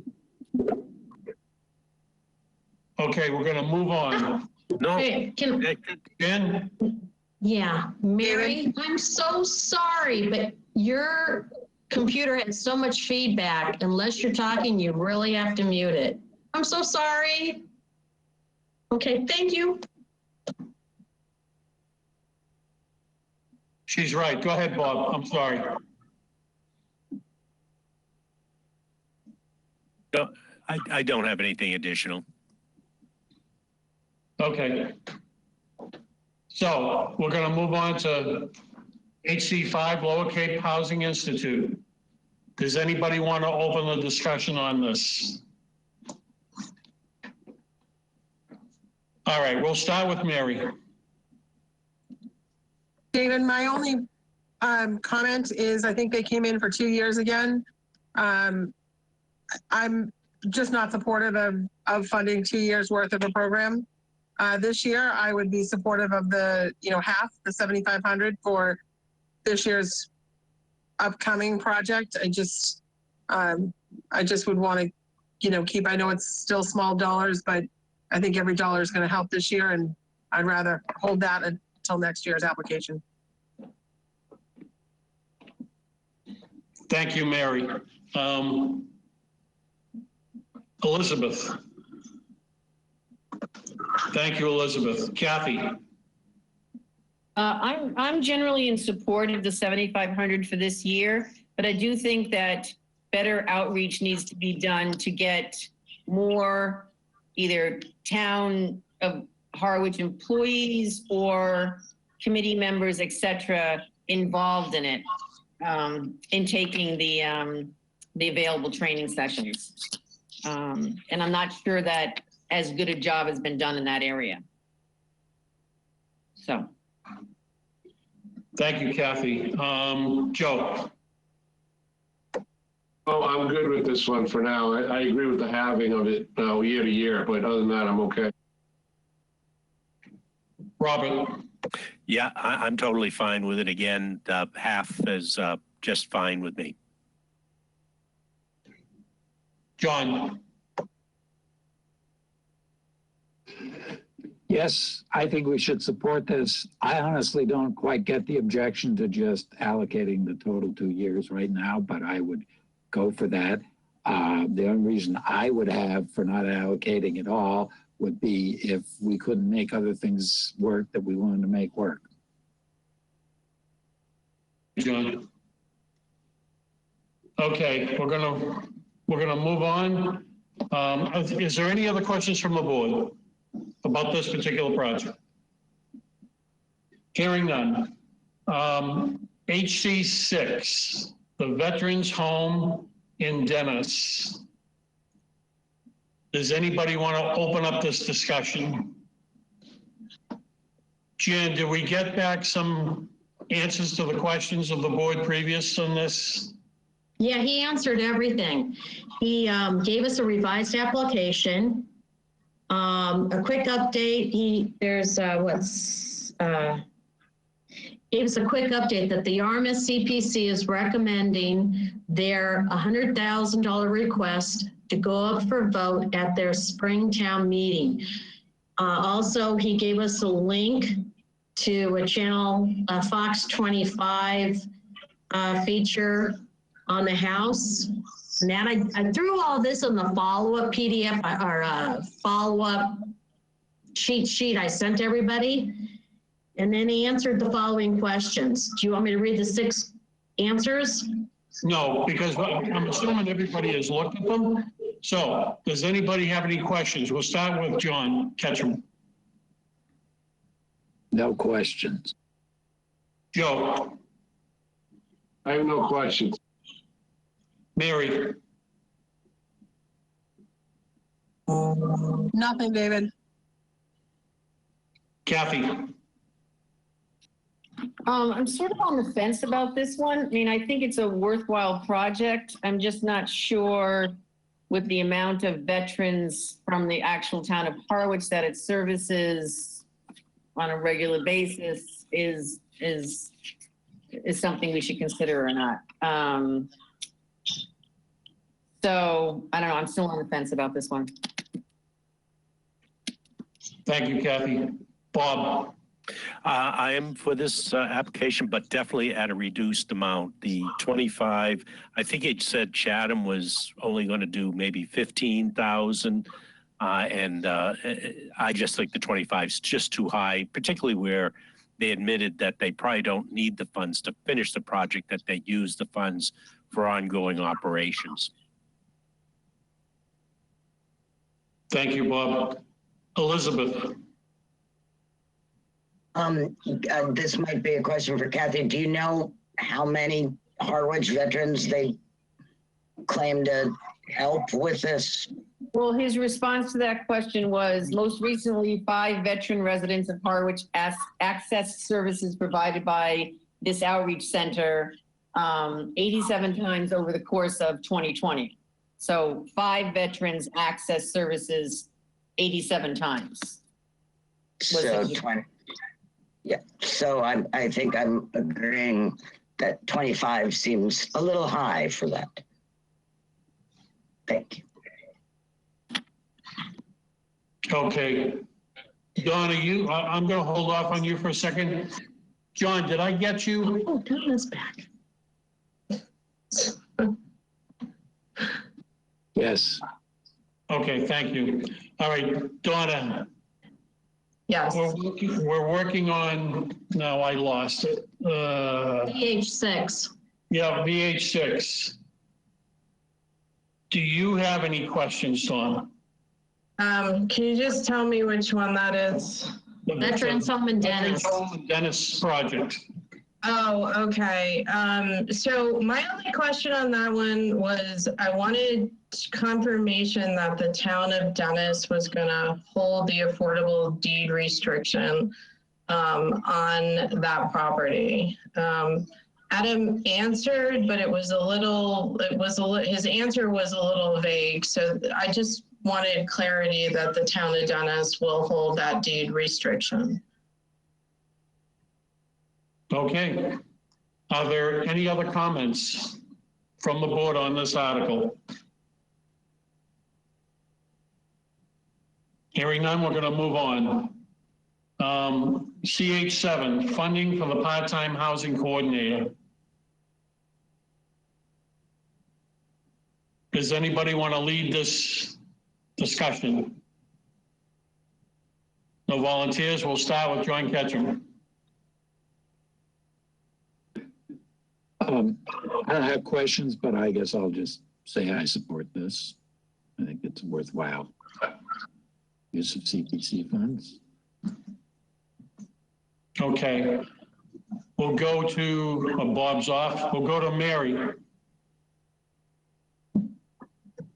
Thanks, David. I'm generally supportive of this application. I think the Affordable Housing Trust is going to start ramping up its work, and they're going to need assistance. You know, I don't know whether the plan is to keep it with the current vendor or to bring somebody in-house, but I do think some funds are going to be necessary in this respect. So. Thank you, Mary. We'll go to Joe. This is near and dear to my heart. I actually made several phone calls on what other housing trusts, entities, housing committees do, and I continue to have these conversations with the 4 towns around us, and they're all over the map, but the most successful ones I've seen have someone in this position that's permanent. But either way, as it relates to Dawn's trust and his committee, and it has a huge importance to keep the thing moving. I'd like to see more clarity as to what she actually does. But that's not a big deal to me. It's more the money needs to get approved because the position has to be in place. To Mary's point or someone else's point, to one way or the other. So yeah, I'm in support.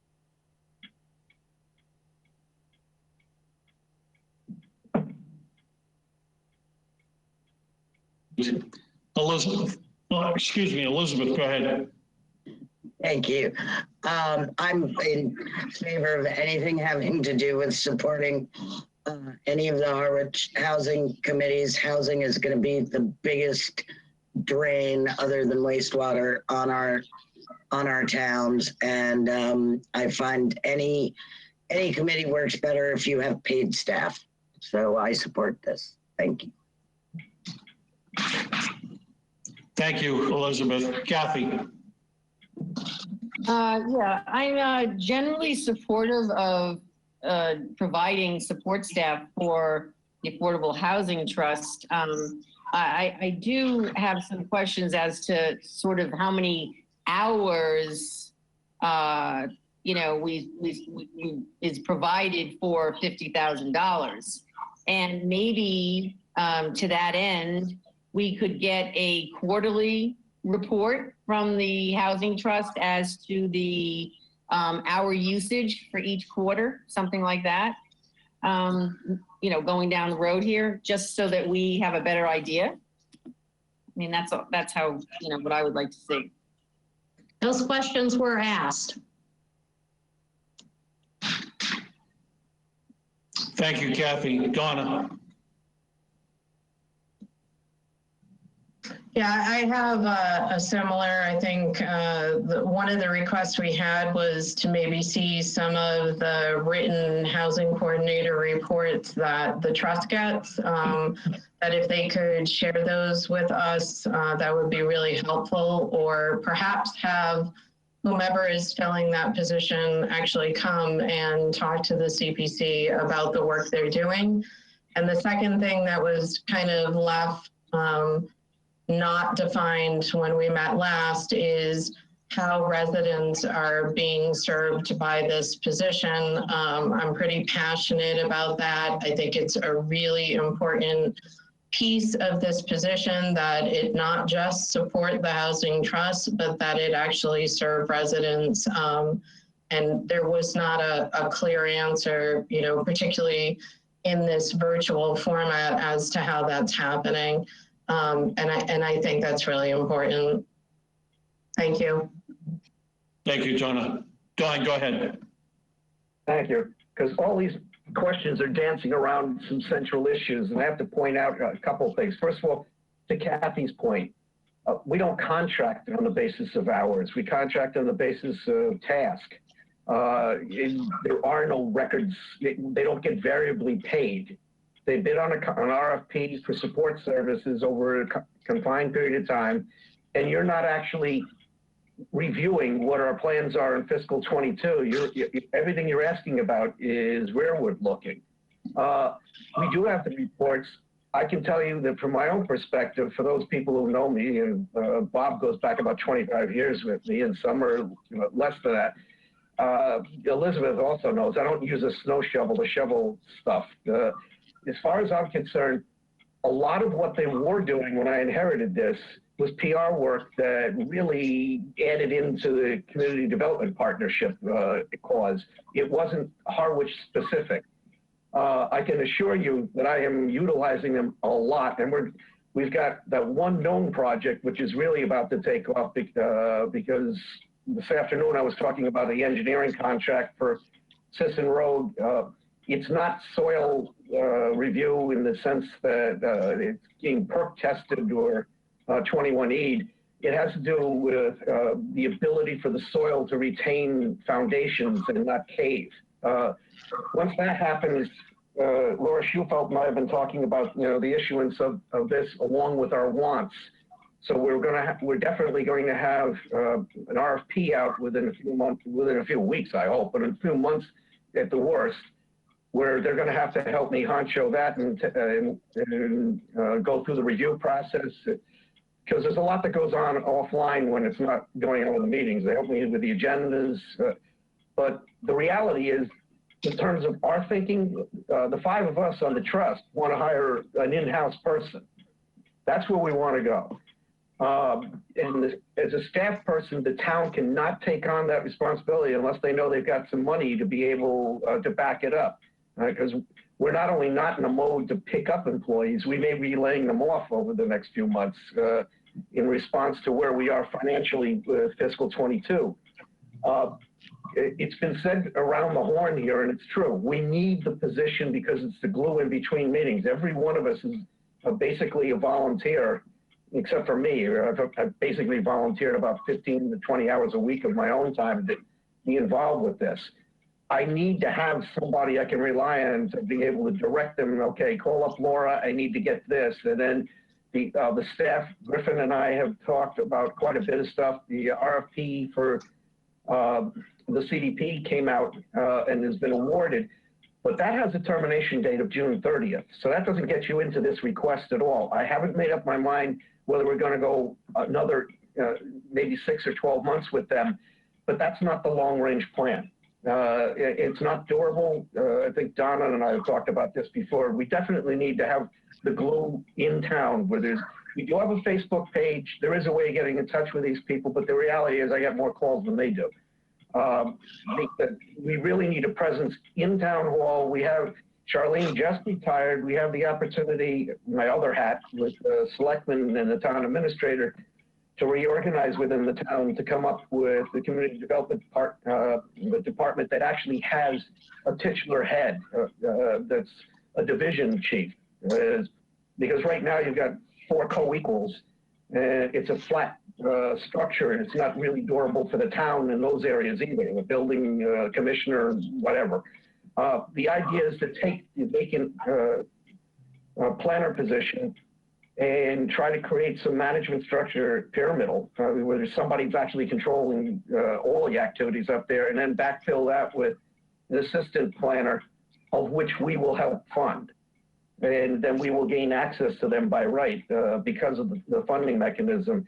I feel a lot more comfortable with that because I really am not, I get that it helps the housing effort in general to put out materials about housing institutes and a lot of other things. Generically, those help the whole Lower Cape, perhaps, but tying them to us is a real problem. Now, the final piece of this puzzle, because a lot of things you guys aren't seeing, we have a massive thing that is going to come to the fore over the next couple of months, and I really need help in that because we're doing due diligence right now. We're working our way through title searches and other things to be able to bring this thing forward, which may precipitate us starting to flip property. I mean, there's a lot of things that are going to be going on. The one question that is unanswerable, because if we start accepting anything beyond our borders as money, is how many of the town's residents are served. Right now, most of what we're doing has been banked towards building the affordable housing, but the qualifications for getting that aren't restricted to just residents of Harwich. So anything I could possibly give you would be pulled out of, well, let's be nice and say thin air. There really isn't an answer to that question, at least right now, because I know the trust has been in existence for about 2 years, but they've only really been in, I mean, I've been honest with you guys about the trust problems. So we basically had to rebuild this from the ground up while we were moving about 10 or 11 months ago. I'm still where I was. My promise to you guys is I'm not going to bull you into saying stuff that isn't true, and I'm not going to divest money that puts me in a position where I can't jump on an opportunity like the one we're looking at right now. This particular job, I mean, this isn't just me. We would like to see this in town hall. Joe Powers and I have been talking about that, and that is the plan to the extent that I can come up with some solid funding for it. But I'd like to point out to you that 50 grand isn't 50 grand. If we got a part-time person and we were paying him, I don't know, 30 something thousand, it would wind up being an add-on for about 24% for the benefits, because once they become a town employee, you don't get it at a net contract rate. But this is the same thing as when we hired the town, an acting assistant town administrator and a number of other things. It is not a time and materials contract. It is for the period of time for services including. And I am utilizing these guys a lot. And I can tell you, after the last meeting, I got off the phone, and Joe, you're going to be interested in this. I had a conversation with both Art Bowden and the CDP representatives, and I put it to them that to the extent that we are not currently maxed out on what we're doing with them, they need to help the committee that does do outreach, which is our housing committee. They need to be able to be accessible to them, and that I'm committed to. I told Jay Coburn that that's what's going to happen, and Art Bowden knows that's what's going to happen, because the housing committee needs to be in a position to do outreach. But it's been extremely difficult over this past year, and I don't know how I extrapolate that forward, because with COVID, I told David we wound up pulling a plug on the Jan Colson contract, with the Goldson contract, which actually was supposed to develop what essentially is our rules of operation and how we prioritize what we expend. Right now, we're taking a low-hanging fruit, because those are the things that I know we can do that we would have, under any set of circumstances, funded. But it's hard to do outreach this way. I'm not going to preach to the choir that's already in the Hollywood squares that we have in front of us here. The idea was supposed to be to engage the public, to prove to them that we absolutely need to do this and get them on board, which is part of what this contract provides for, and part of what Goldson's contract provided. I pulled the plug halfway through Goldson's because I failed to see how they could fulfill their obligations with public input when it was almost impossible to get the public one place at the same time. That's not deterred us from moving forward, but it makes it difficult to answer some of the questions that you're posing. The central answer is, I don't foresee us sitting here next year talking about renewing another contract with an outside vendor.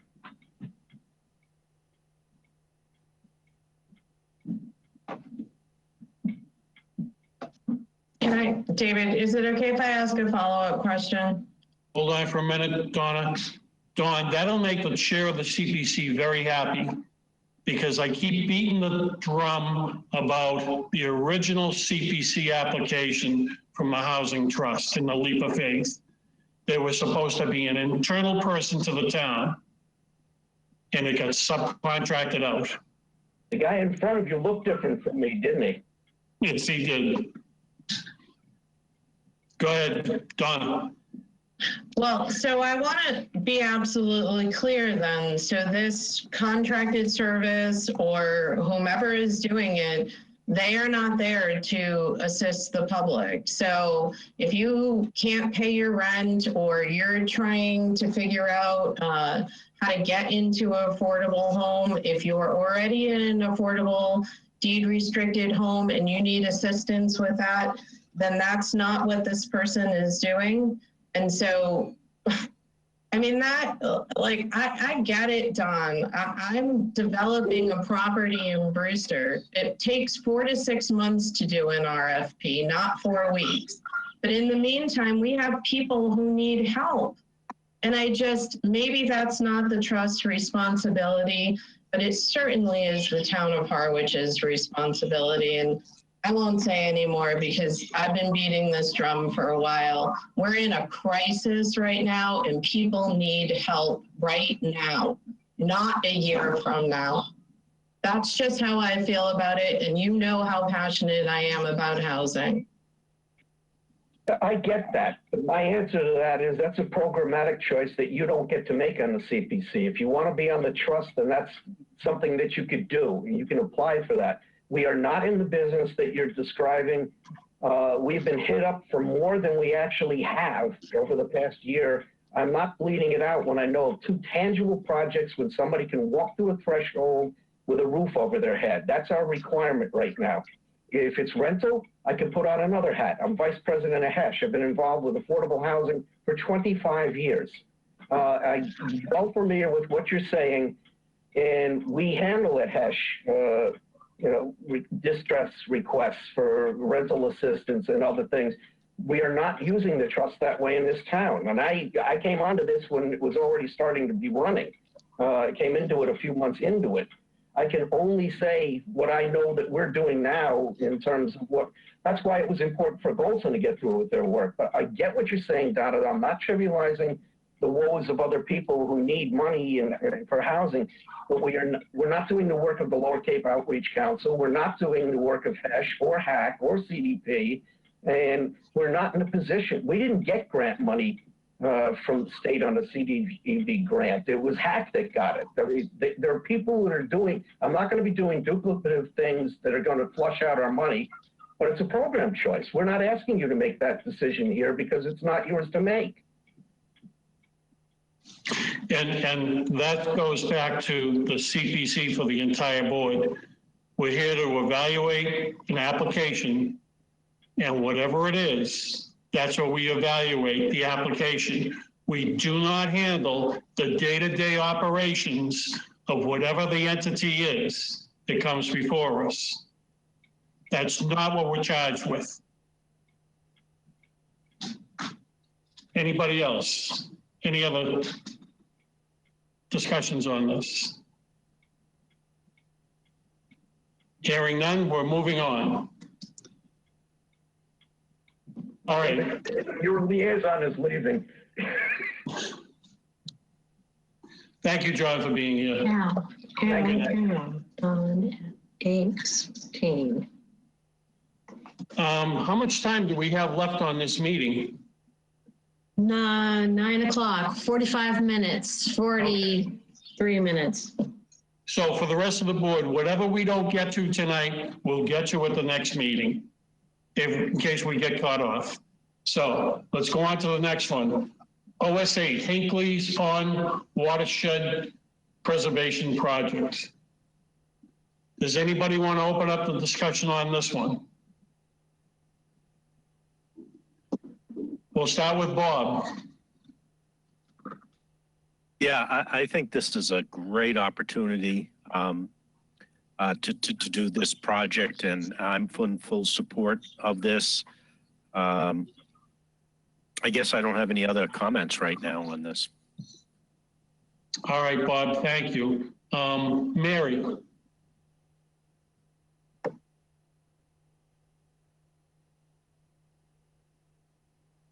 Can you bypass me for now? I can. Donna.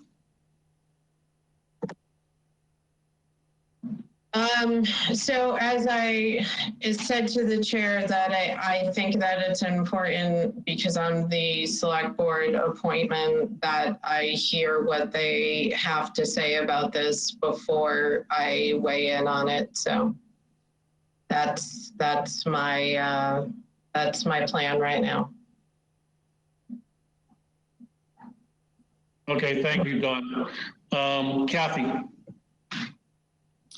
Well, as you know, I'm the representative from Real Estate and Open Space, so I do support this project. I think it's a great opportunity. And I think as much as we all appreciate the cranberry farming heritage in the town of Harwich, it's just not economically feasible anymore. And I think it really just boils down to either development or preservation for this particular piece of property. And I would vote for preservation. So that's all I have to say. Elizabeth. Thank you, Kathy. I'm with Kathy on this project. I can just imagine if we don't, I feel like if we don't support this, we end up with a Lowe's.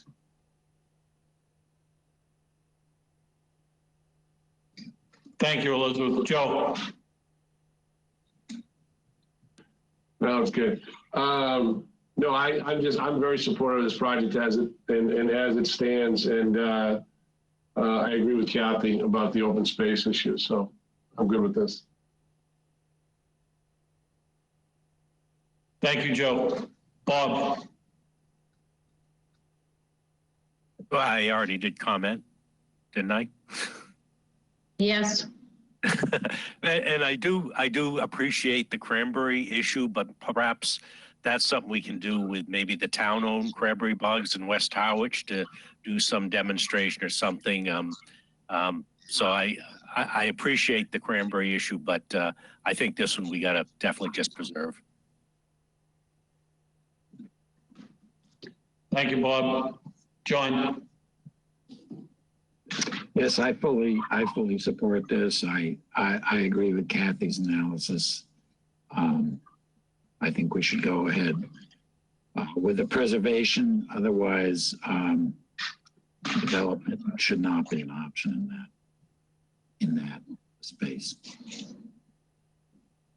All right, thank you, John. Mary.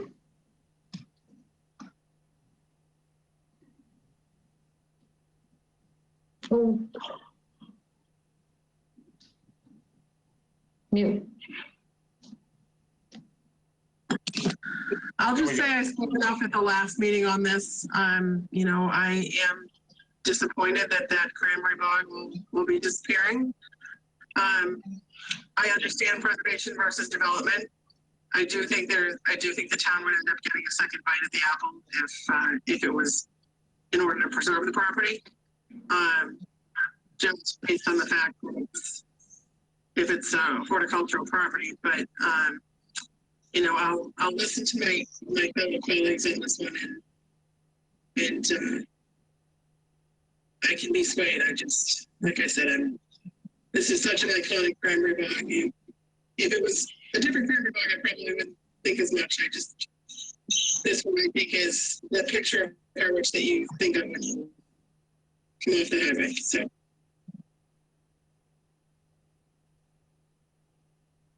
Thank you, Mary.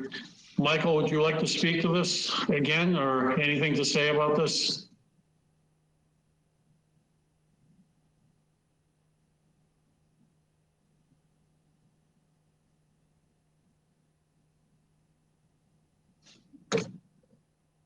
We can't hear you, Michael.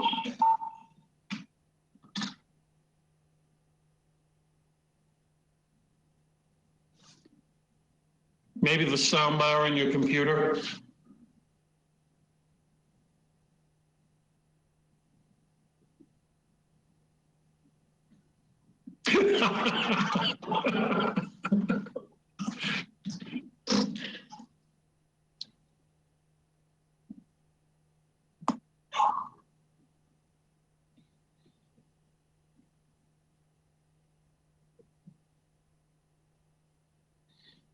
Okay, maybe he can load and reload again. The comment I have on this particular project is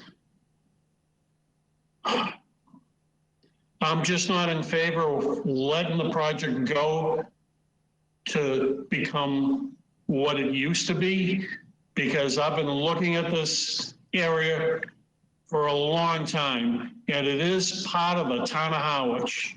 When you go and look at some of the photographs, it's a cranberry bog. If there was some way that the Monomoy school system or the Cape Tech could develop some kind of husbandry on this property of some way, shape, or form, I'd be all for it. But I'm not saying I'm not going to vote for the project. It just, this one bothers me. So Michael, if you're still there.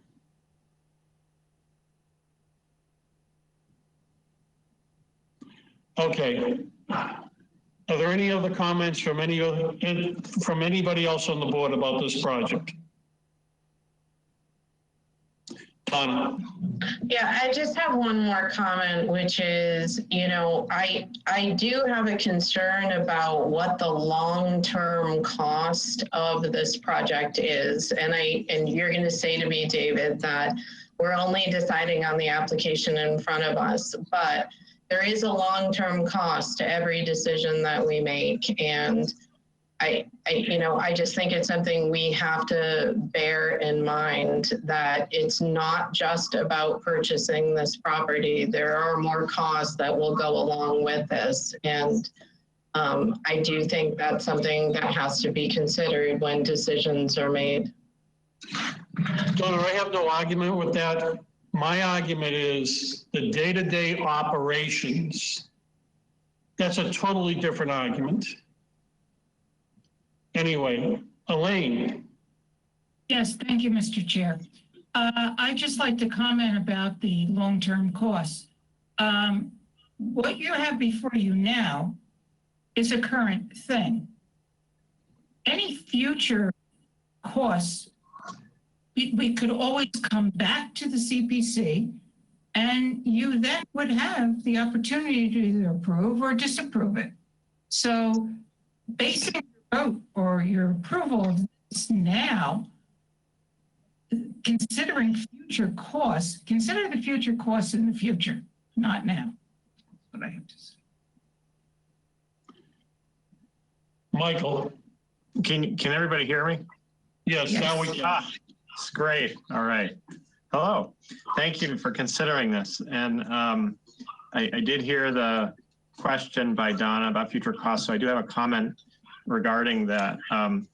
The trust has contracted a feasibility study to evaluate ecological restoration potential for the property. And in order to try and fund some of that work long-term, the trust has also spoken with the USDA Natural Resource Conservation Service representative for Barnstable County, who is also a point person for the Wetland Reserve Easement Program, which is a funding mechanism that can help support ecological restoration.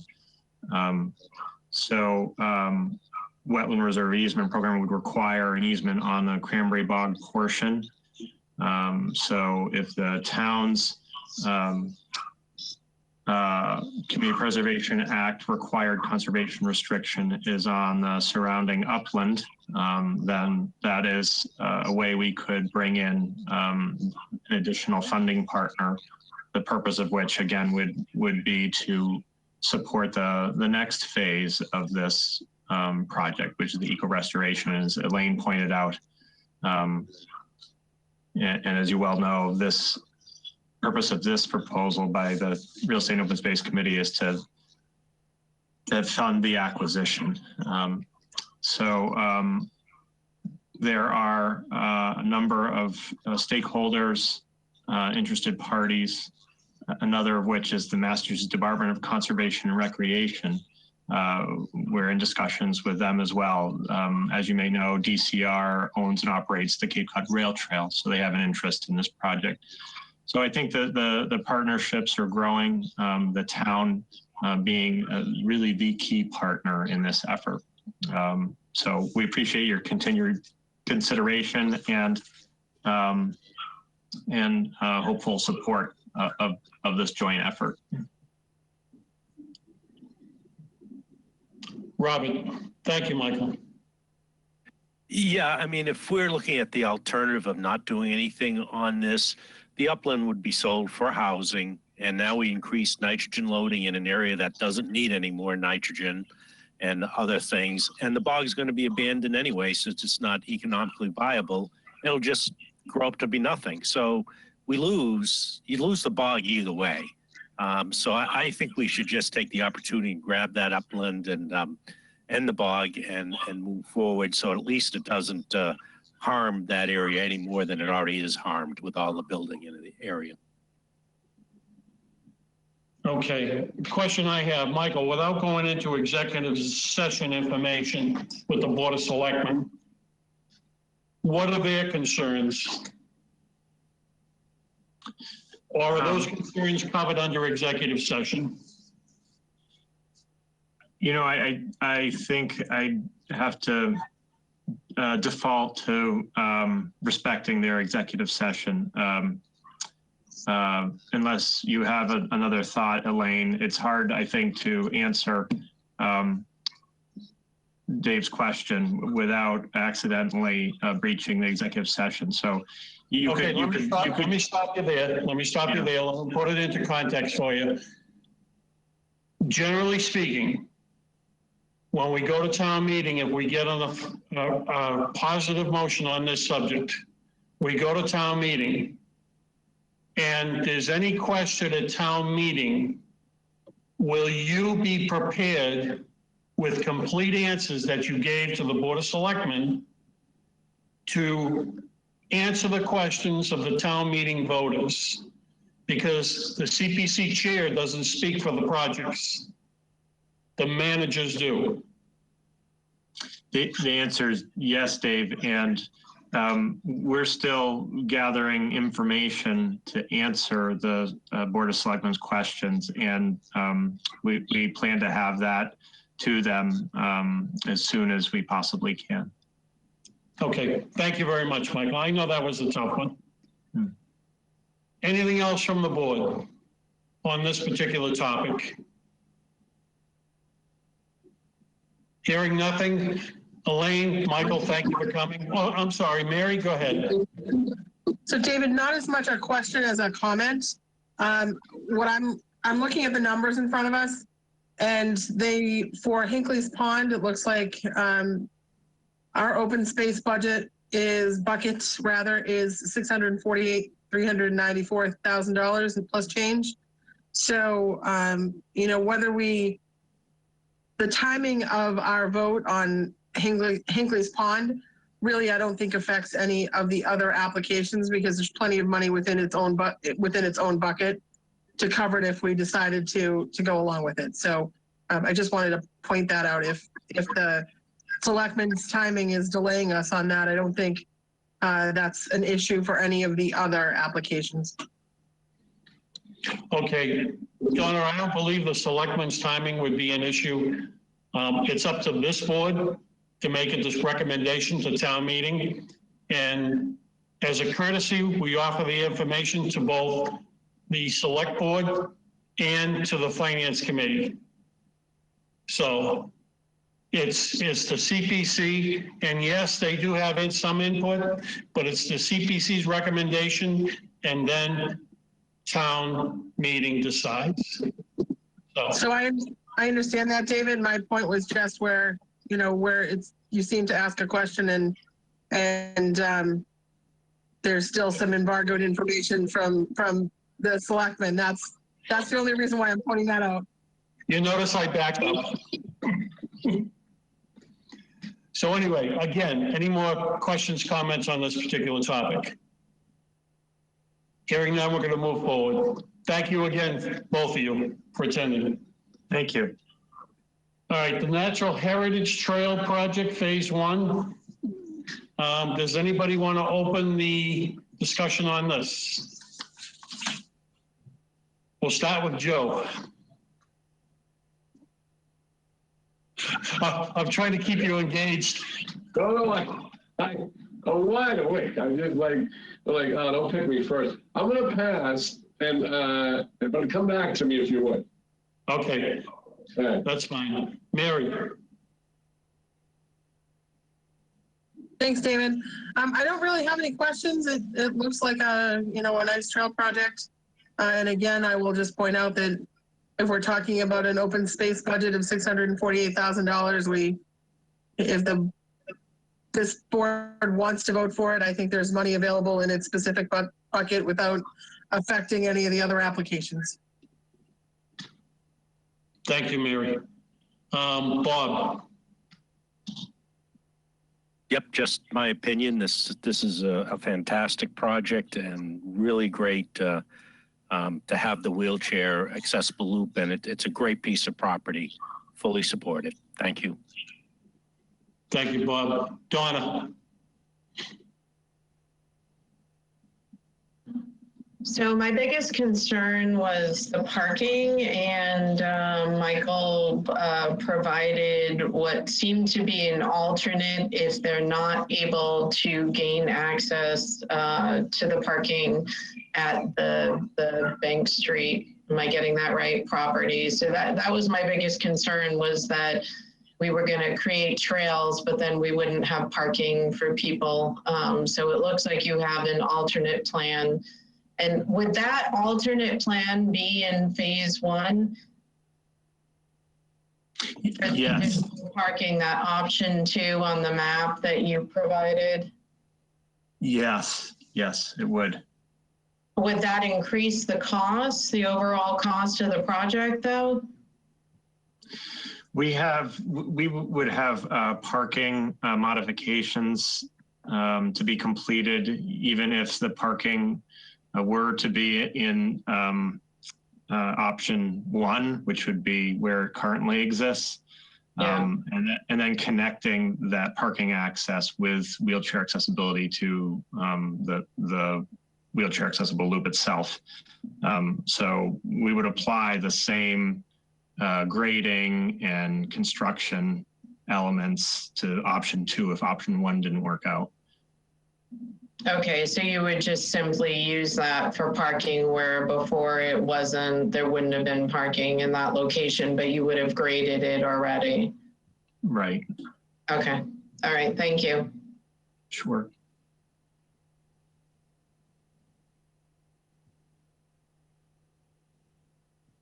Elizabeth? Thank you. I love this idea.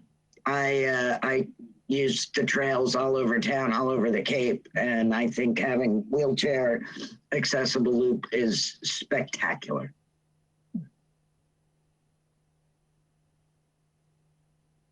Thank you, Elizabeth. Kathy? Oh, well, I'm in favor of the project. I think that the committee wanted more of a budget breakdown, and I think Michael provided that for us, and it's quite concise. I just wanted to point out that the request is to come from undesignated funds, not open space funds, because of the nature of the project.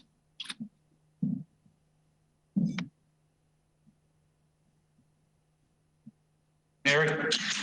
Can I ask why it has to be undesignated, Kathy? Because it is.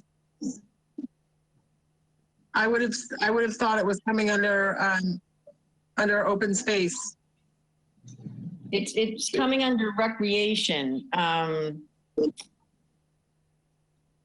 think in order for it to come under open space, we would have had to purchase the property with open space funds, I think. Is that?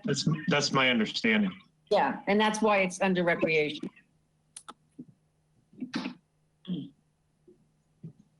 Thanks, Kathy. I have. All right, John Ketchum. Yeah, I support this. I don't have any questions. I guess I had missed that point that Kathy just made, that really this isn't appropriate for open space. So that's just a good point, I guess. Thank you, John. Mary, did I miss you?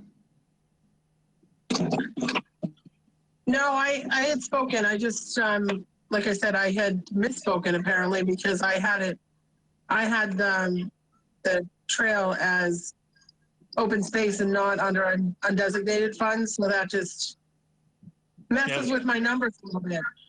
Right. I understand. Thank you. Joe. No, I'm for this project, so I don't have any other questions on it. I think everyone's answered them for me, so I'm good. Okay, are there any other board members that I may have missed accidentally? Anybody have any more questions about this project? Okay, seeing none, we're moving on. The hydration stations again were withdrawn by Dan Pelletier. So that's R10. We're going to go to R11. Bikeways crossing lights at Depot. Anybody want to open up the conversation on this? We'll start with Bob. No, I have no further questions about this. Thank you, Robert. Donna. I have no further questions about this one. Thank you, Donna. John. No further. Joe. No, I'm also good with this one. Elizabeth. I'm good, thank you. Mary. Thanks, David. I have no questions on this one. I would like to see us fund this application because we were unable to fund one of their crossing lights last year. So I'd like to get them back in the queue. Kathy. Thank you, Mary. I'm in favor of this. I mean, I think the group that puts the Bikeways Committee does a great job in putting their application together and supporting, safety in the community. And especially in light of this past year where we've had so much more passive recreation, I think it's even more important. Thank you, Kathy. Any other questions, comments about this particular subject? Hearing none, we're moving on. R12, Old Colony Rail Trail, Harwich Chatham Town Border Marker Project. Who would like to open up this discussion? Donna. Donna, you smiled. That was a mistake. No, Kathy had her hand up. She wanted to be the person to talk about it. I apologize. I didn't see it. Kathy, go ahead. I think this is a no-brainer. I support it. Thank you, Kathy. Now, Donna.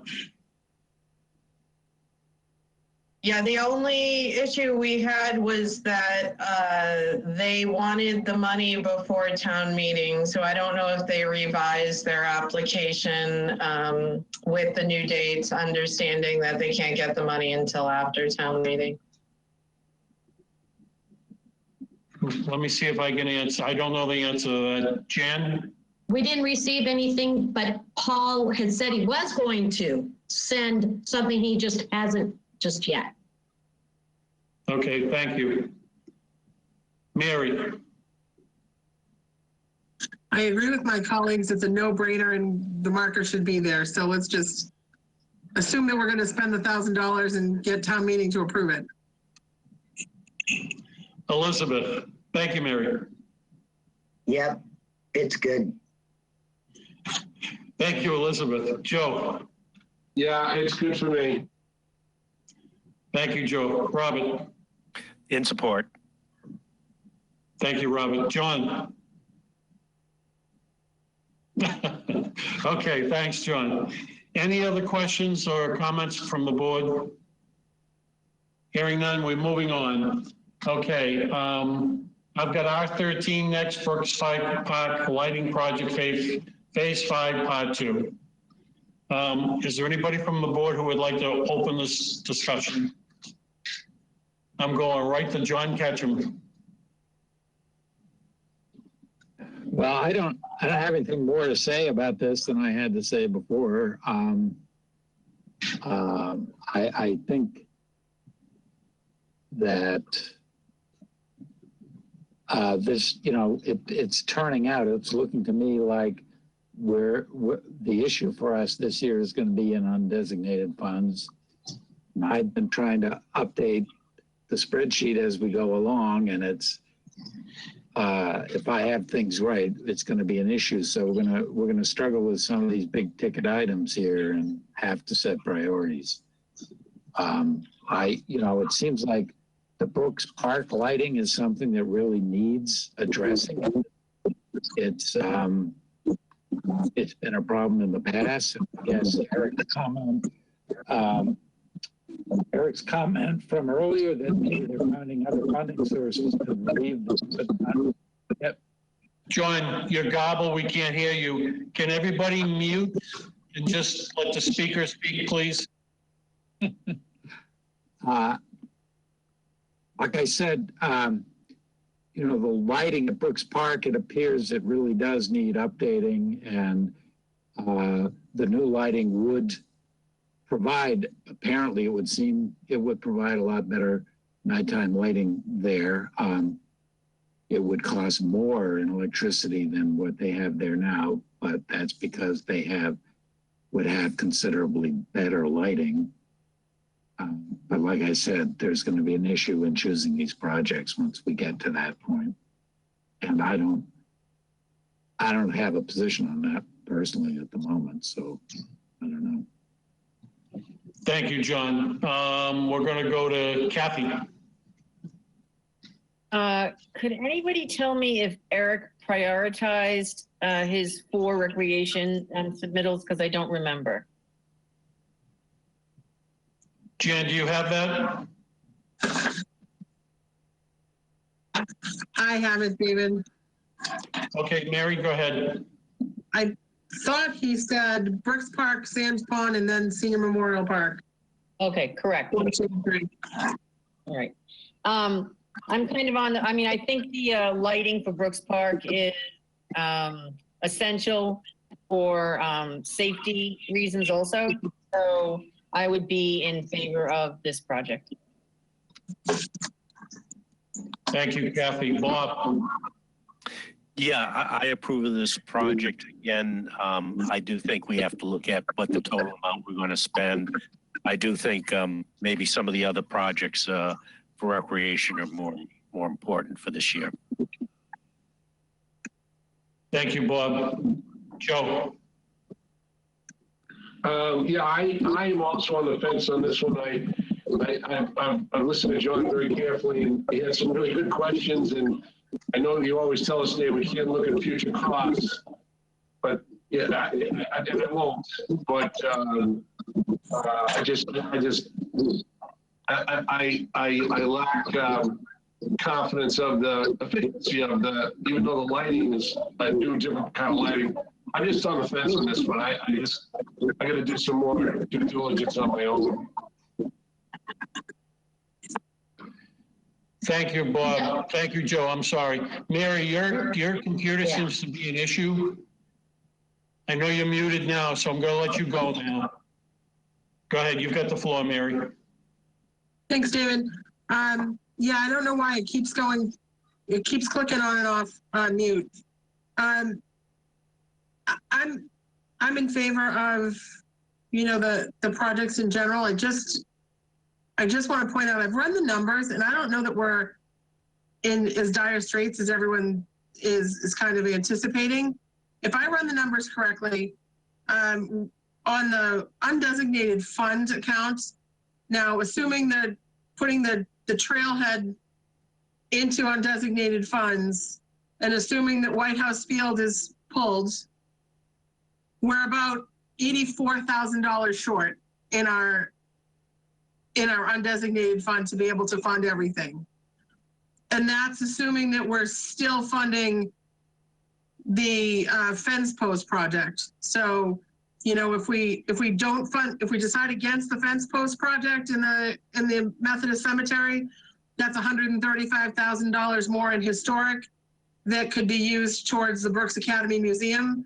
So I think I really think we're close. And yes, I think we have to make in the long run, we'll have to make some decisions as to where we want to pull funds. And I'm sure we're all going to have a different opinion, whether it should come from Brooks Academy Museum or whether it should come from, you know, Sand Pond or Senior Memorial Fields. But I think we're an awful lot closer than people think we are.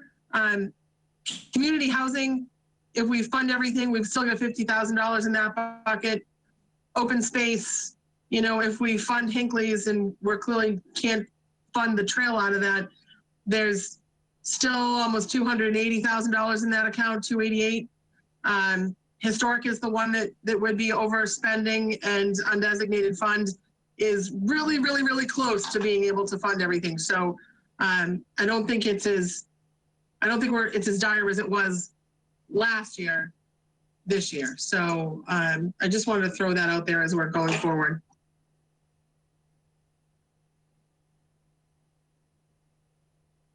Jim, he's agreeing with you, so apparently your numbers are extremely close. All right, I got sidetracked here. Elizabeth, you're up. Thank you, but I think Jan was desperate to say something. No, you have the floor, hon. You take the floor. Oh, okay. Regardless of the money, I think this should be one of our priorities. As much as we all wish that it were so, COVID's not going away by the summer. And I think if we could have good lights in the park, more people could get out, socially distance, spend more time together. I'm in favor of anything that helps people stay outside. Thank you, Elizabeth. Okay, Jan, do you like to chime in? We're almost out of time. Okay. We need to talk about the meetings next week. Well, let's finish this. We'll get to the minutes. Kathy, you have the floor. Okay. For what?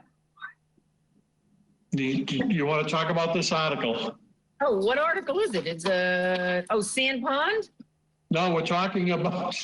What? We're talking about the lighting. I already talked about the lighting. Then I'm confused. Yes, you are. White House field lighting phase 2? That's not what our discussion was? I must have fell asleep at the switch. I thought we were talking about Brooks Park lighting. What have you moved on? I'm sorry, Brooks Park lighting. Yeah, and I thought I already said something. For safety. Okay, thank you, Kathy. Donna. Well, I mean, I was really on the fence of supporting 2 lighting projects. So I think if they're able to come up with an alternate solution for one, then it'll be easier for me to support this one. And I hope that, you know, a lesson was learned here that when they proposed these projects to start with, they really should have had their ducks in a row about what the costs were, instead of having to come back. And, you know, so I hope that if we're able to support this, it moves forward in an efficient manner as well. Okay, we're going to save the last 2. Is there anybody else that I missed? Okay, so we're going to send Sand Pond and Senior Memorial to the next meeting to discuss. Because I want to make Jan happy. So under old business, what can be added? Is there anything that anybody requests?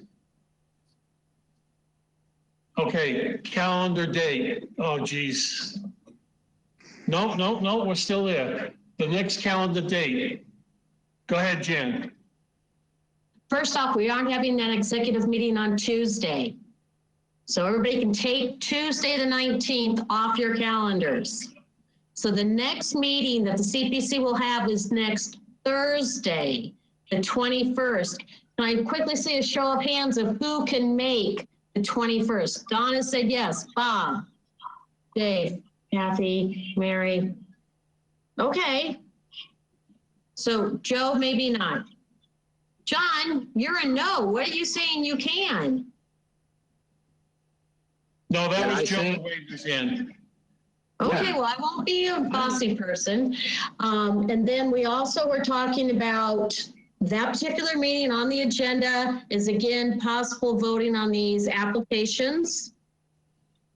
And then we also want to see if everybody is available on Thursday, February 4th and Thursday, February 11th. That's why I wrote those dates on the calendar. I mean, on the agenda. Okay, so my question is to the board.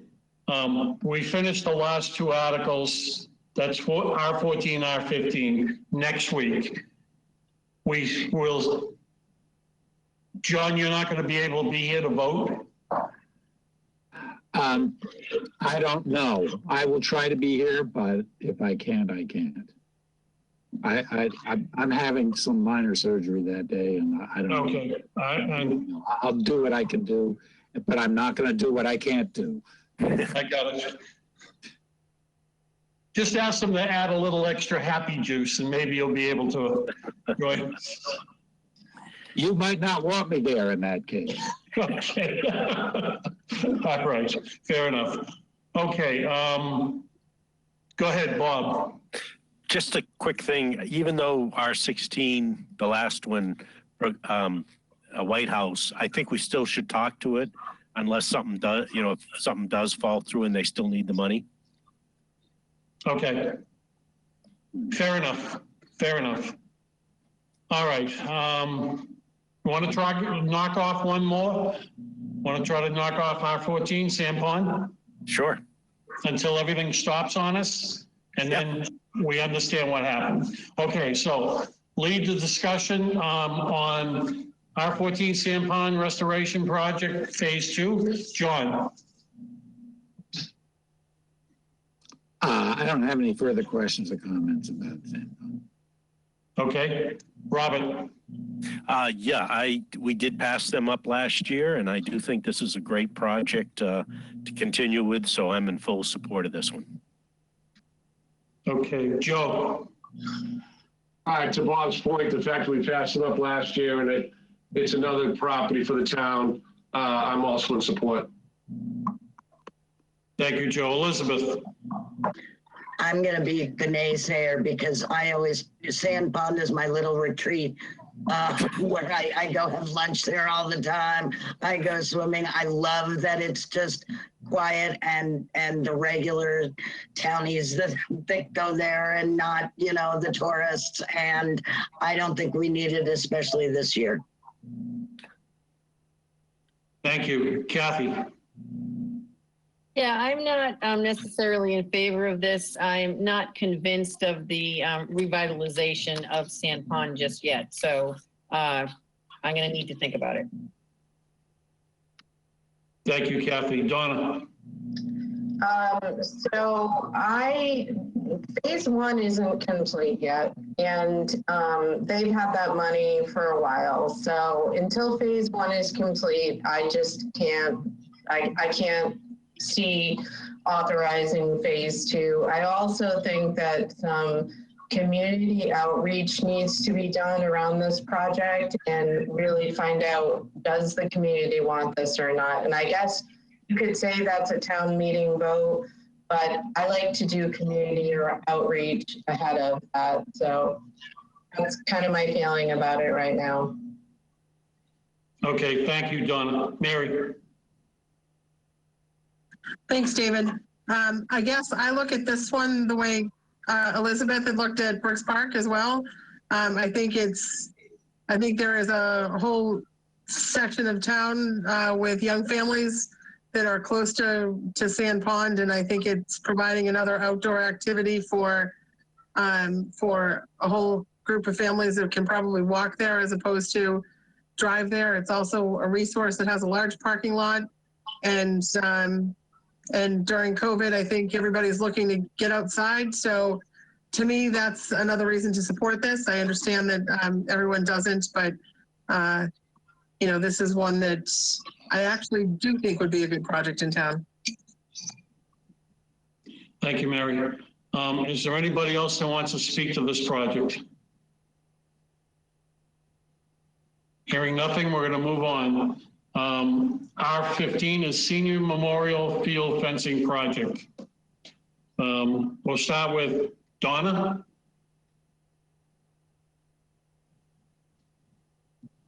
I have no further questions on this project. Thank you, Donna. Mary? I'm in support of fixing the fencing at this park.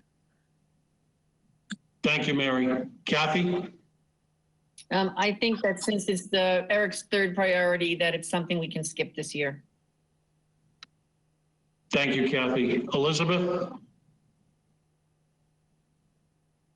I'll support it if we don't support sand pond. How's that? Elizabeth, when you get on this committee, you gotta take a stand. Okay, thank you, Elizabeth. Joe?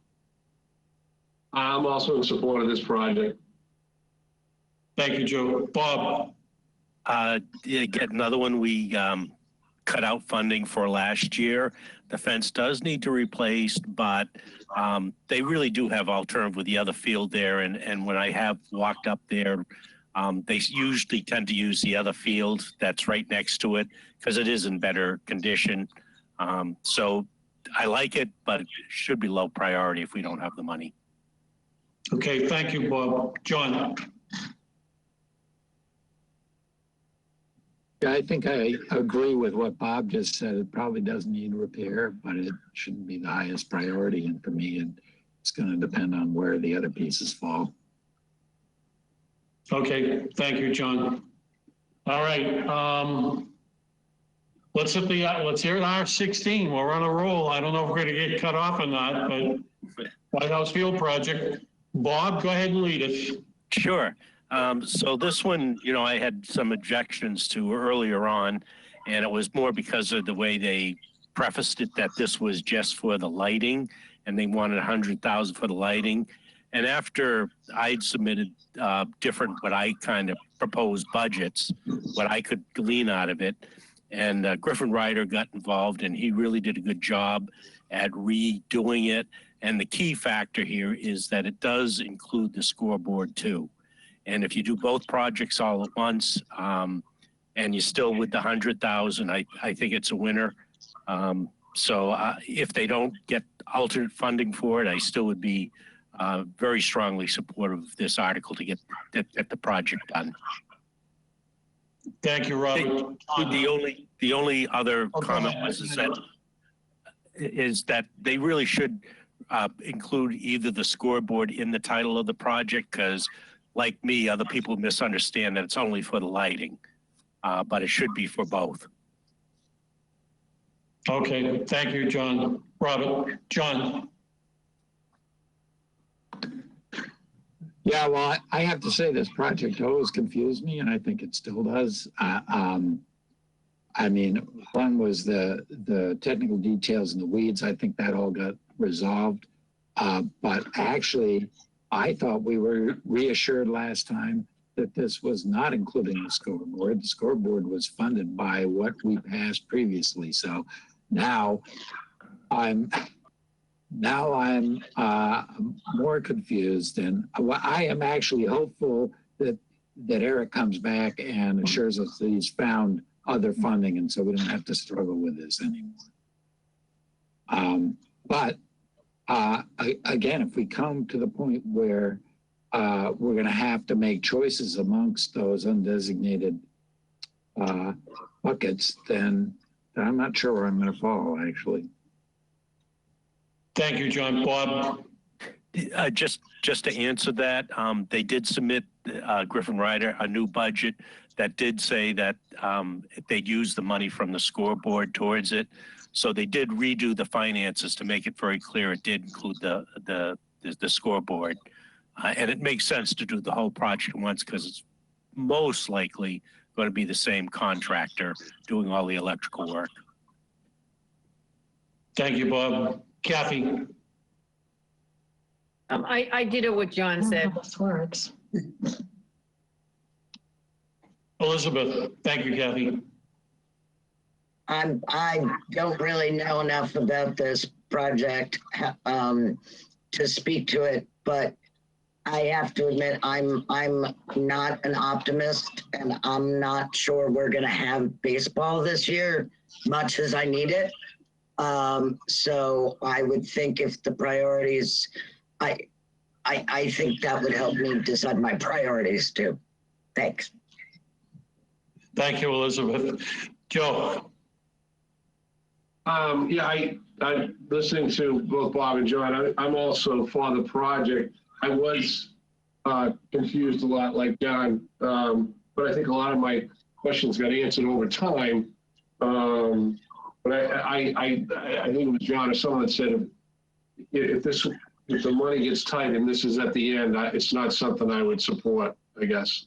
Let's see what's outstanding. Okay, thank you. Mary.